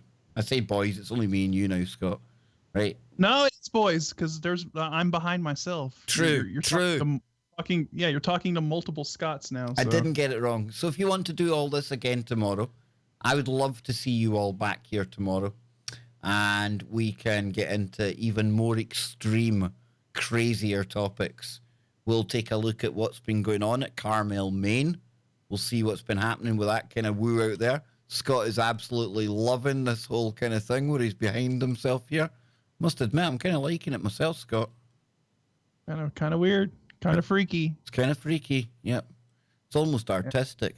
So yeah, please be back tomorrow. Somebody says now I'm too sexy for my shirt. Damn, Disco. Damn. I hope you're not some big hairy ass guy out there trying to catfish me. I'm telling you. I had a good story about being catfished today, Scott. Girl in Scotland. She knew it right away. She could tell somebody was at it. The guy had a picture of a male model, and within about 5 minutes, he's asking for £200 and things. So she just absolutely started talking about how she was the daughter of a makeup magnate, and like he'd left her his pet elephant called Bernie, and then she couldn't get to the bank for money for him. She was waiting for her one-legged friend to come over on her hovercraft, but the hovercraft had broken down. And the guy was buying it, Scott. And that was the funnier part about it. It was hilarious. So yes, be careful if you try to catfish the Scottish people. We don't take kindly to that. The things some people will fall for, man. Gotta wonder. Oh no, somebody doesn't like my accent. How am I going to sleep tonight, Scott? Oh no. Oh dear. That's like hell freezing over. What the heck? You don't like my accent? Dang, dude. Exactly, Mammoth Hunter. I've got to at least say dang, dude, at least once. It's like that ASMR, Scott. Her husband falls off the chair laughing anytime I say dang, dude. Hey, if it works. Listen. That's my shtick from now on. That's my shtick. Yes. So what time are we on? One last time I'll be on at 1 a.m. in the UK. And that's on early Sunday morning, technically. Well, factually. There's no technically about it. It's factually Sunday morning. That's 8 p.m. On the East Coast. And that's 5 p.m. on the West Coast. That means you Australians also get an extra hour to wake up in the morning before you get yours truly here. And Disco Duck is also part Scottish. I really do now think I'm getting catfished. I'm only joking. And technically, look, my name is Scott, and I actually do have some Scottish lineage. My mother's maiden name is McClure. You don't get any more Scottish. Dude. Dang. See? A dang. We'll have a dang dude party. Dang doody dude. Dang. No. The McClure clan chilling with the Baker clan. I went to school with a McClure. Yep, I know that family. I don't know the whole family. It's not that small over here, but I know of McClures, yes. Yeah, indeed. Yeah. So Roxy says, I love your accent. I just can't understand what you're saying sometimes. That's probably just because I can't talk right. That's not on you, Roxy. That's definitely something I need to improve on. It's okay, Roxy. You'll catch up pretty quick. Oh, we've got a true ginger in there.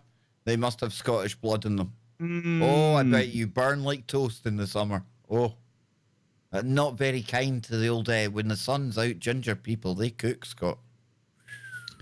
It's funny. My brother, when he grows his beard out, all of a sudden the Scottish, I think, starts coming out in him a little bit. Just that little bit of Scottish DNA because his beard starts to get a ginger tinge to it when he's been out in the sun. There you go. I mean, he's straight up half Mexican, but Scott, me and you have come to the conclusion though there's something going on with Mexicans and Scottish people. I think yes. I think I'm starting to think that there's a lot of similarities between the two cultures. I think so. We live in the shadow. We live in the shadow of a far kind of bigger and on the face of it more powerful, oppressive force. You've got your America there above Mexico. We're above England here. People that have been oppressed over the years. Check the boxes. Yes, indeed. Thank you very much. Yeah, I see a lot of... we both like lots of alcohol. Yeah. And I wouldn't even say it would be so much the U.S. oppressing. It was the Spanish. So we're talking about a empire, right? The Spanish Empire, very similar to the British Empire of old. It was those were was it the three factions that were always at war with each other, right? The Spanish, the English, and the French. And, the Spanish came over, they conquered, all of that. And yeah, there's a lot of similarities there. And I know people would probably think that that's kind of absurd, and to think, well, on the surface, you wouldn't think that there would be any similarities between Mexicans and Scottish people, but I see too much there. Jason said he said it up, Mexi Scots. Maybe if we get our independence, we can like form a union with Mexico. I think that'd be pretty cool, man. We could start the KBS cartel. Yeah, man. We could be like global leaders in the woo industry. El Chapo says it's cool. Chapo says not a problem. I don't touch the woo. So we'll be peddling like black market woo. Yeah, Chapo says, whoa.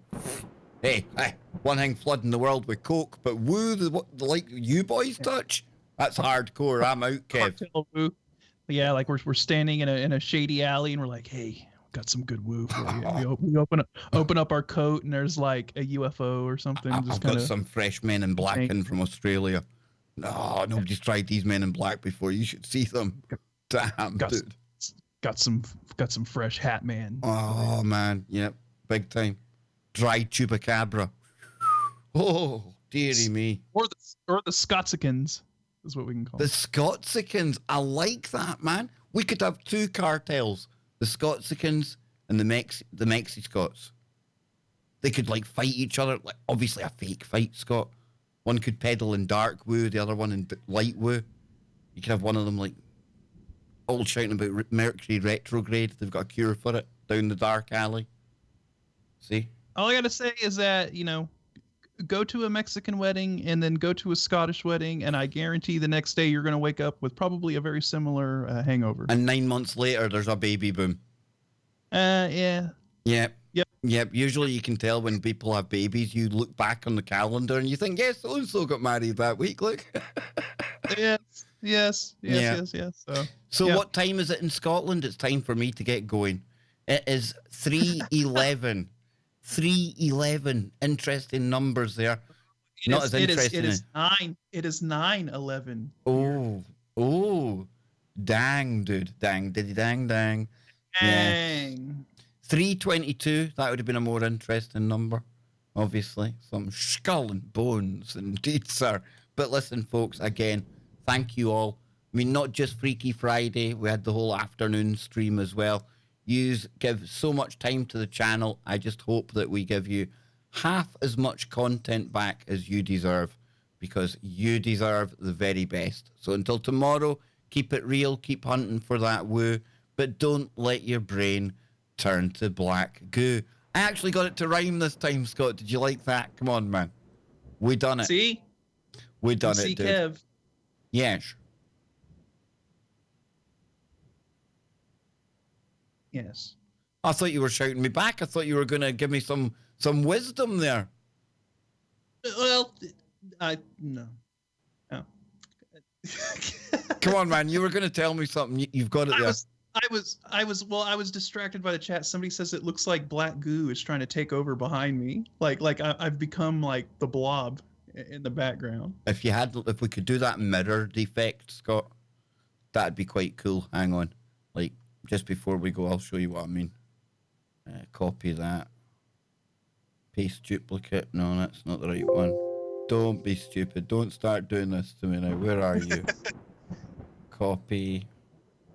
Paste duplicate. Yeah, and then start going smaller again. There you go, dude. See? That's pretty cool. That's pretty true. That's like MK Scotty. People are going to be sitting there at home right now. Whoa. We're getting tripped out by Scott. Ooh. I truly am in the Matrix now, man. Multiple simulations running at the same time, see? Yes, exactly. We've been talking here. It's time for us to go.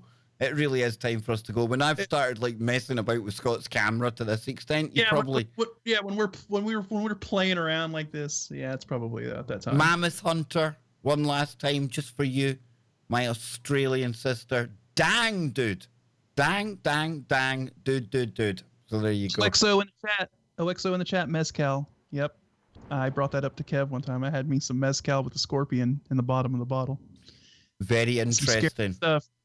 And there was me thinking I drank tequila. I tell you, man. I'd been drinking water compared to the real deal. It was like if pussies drank tequila, they'd have had the same one as me. There you go. See, not good at all. So, folks, we are out of here. Thank you again. We'll catch you all tomorrow, and I will leave you with some. We need some kind of half dramatic music. Half dramatic. Not that one. It's not in my thing. I've got it. Here we go. We're out of here, folks.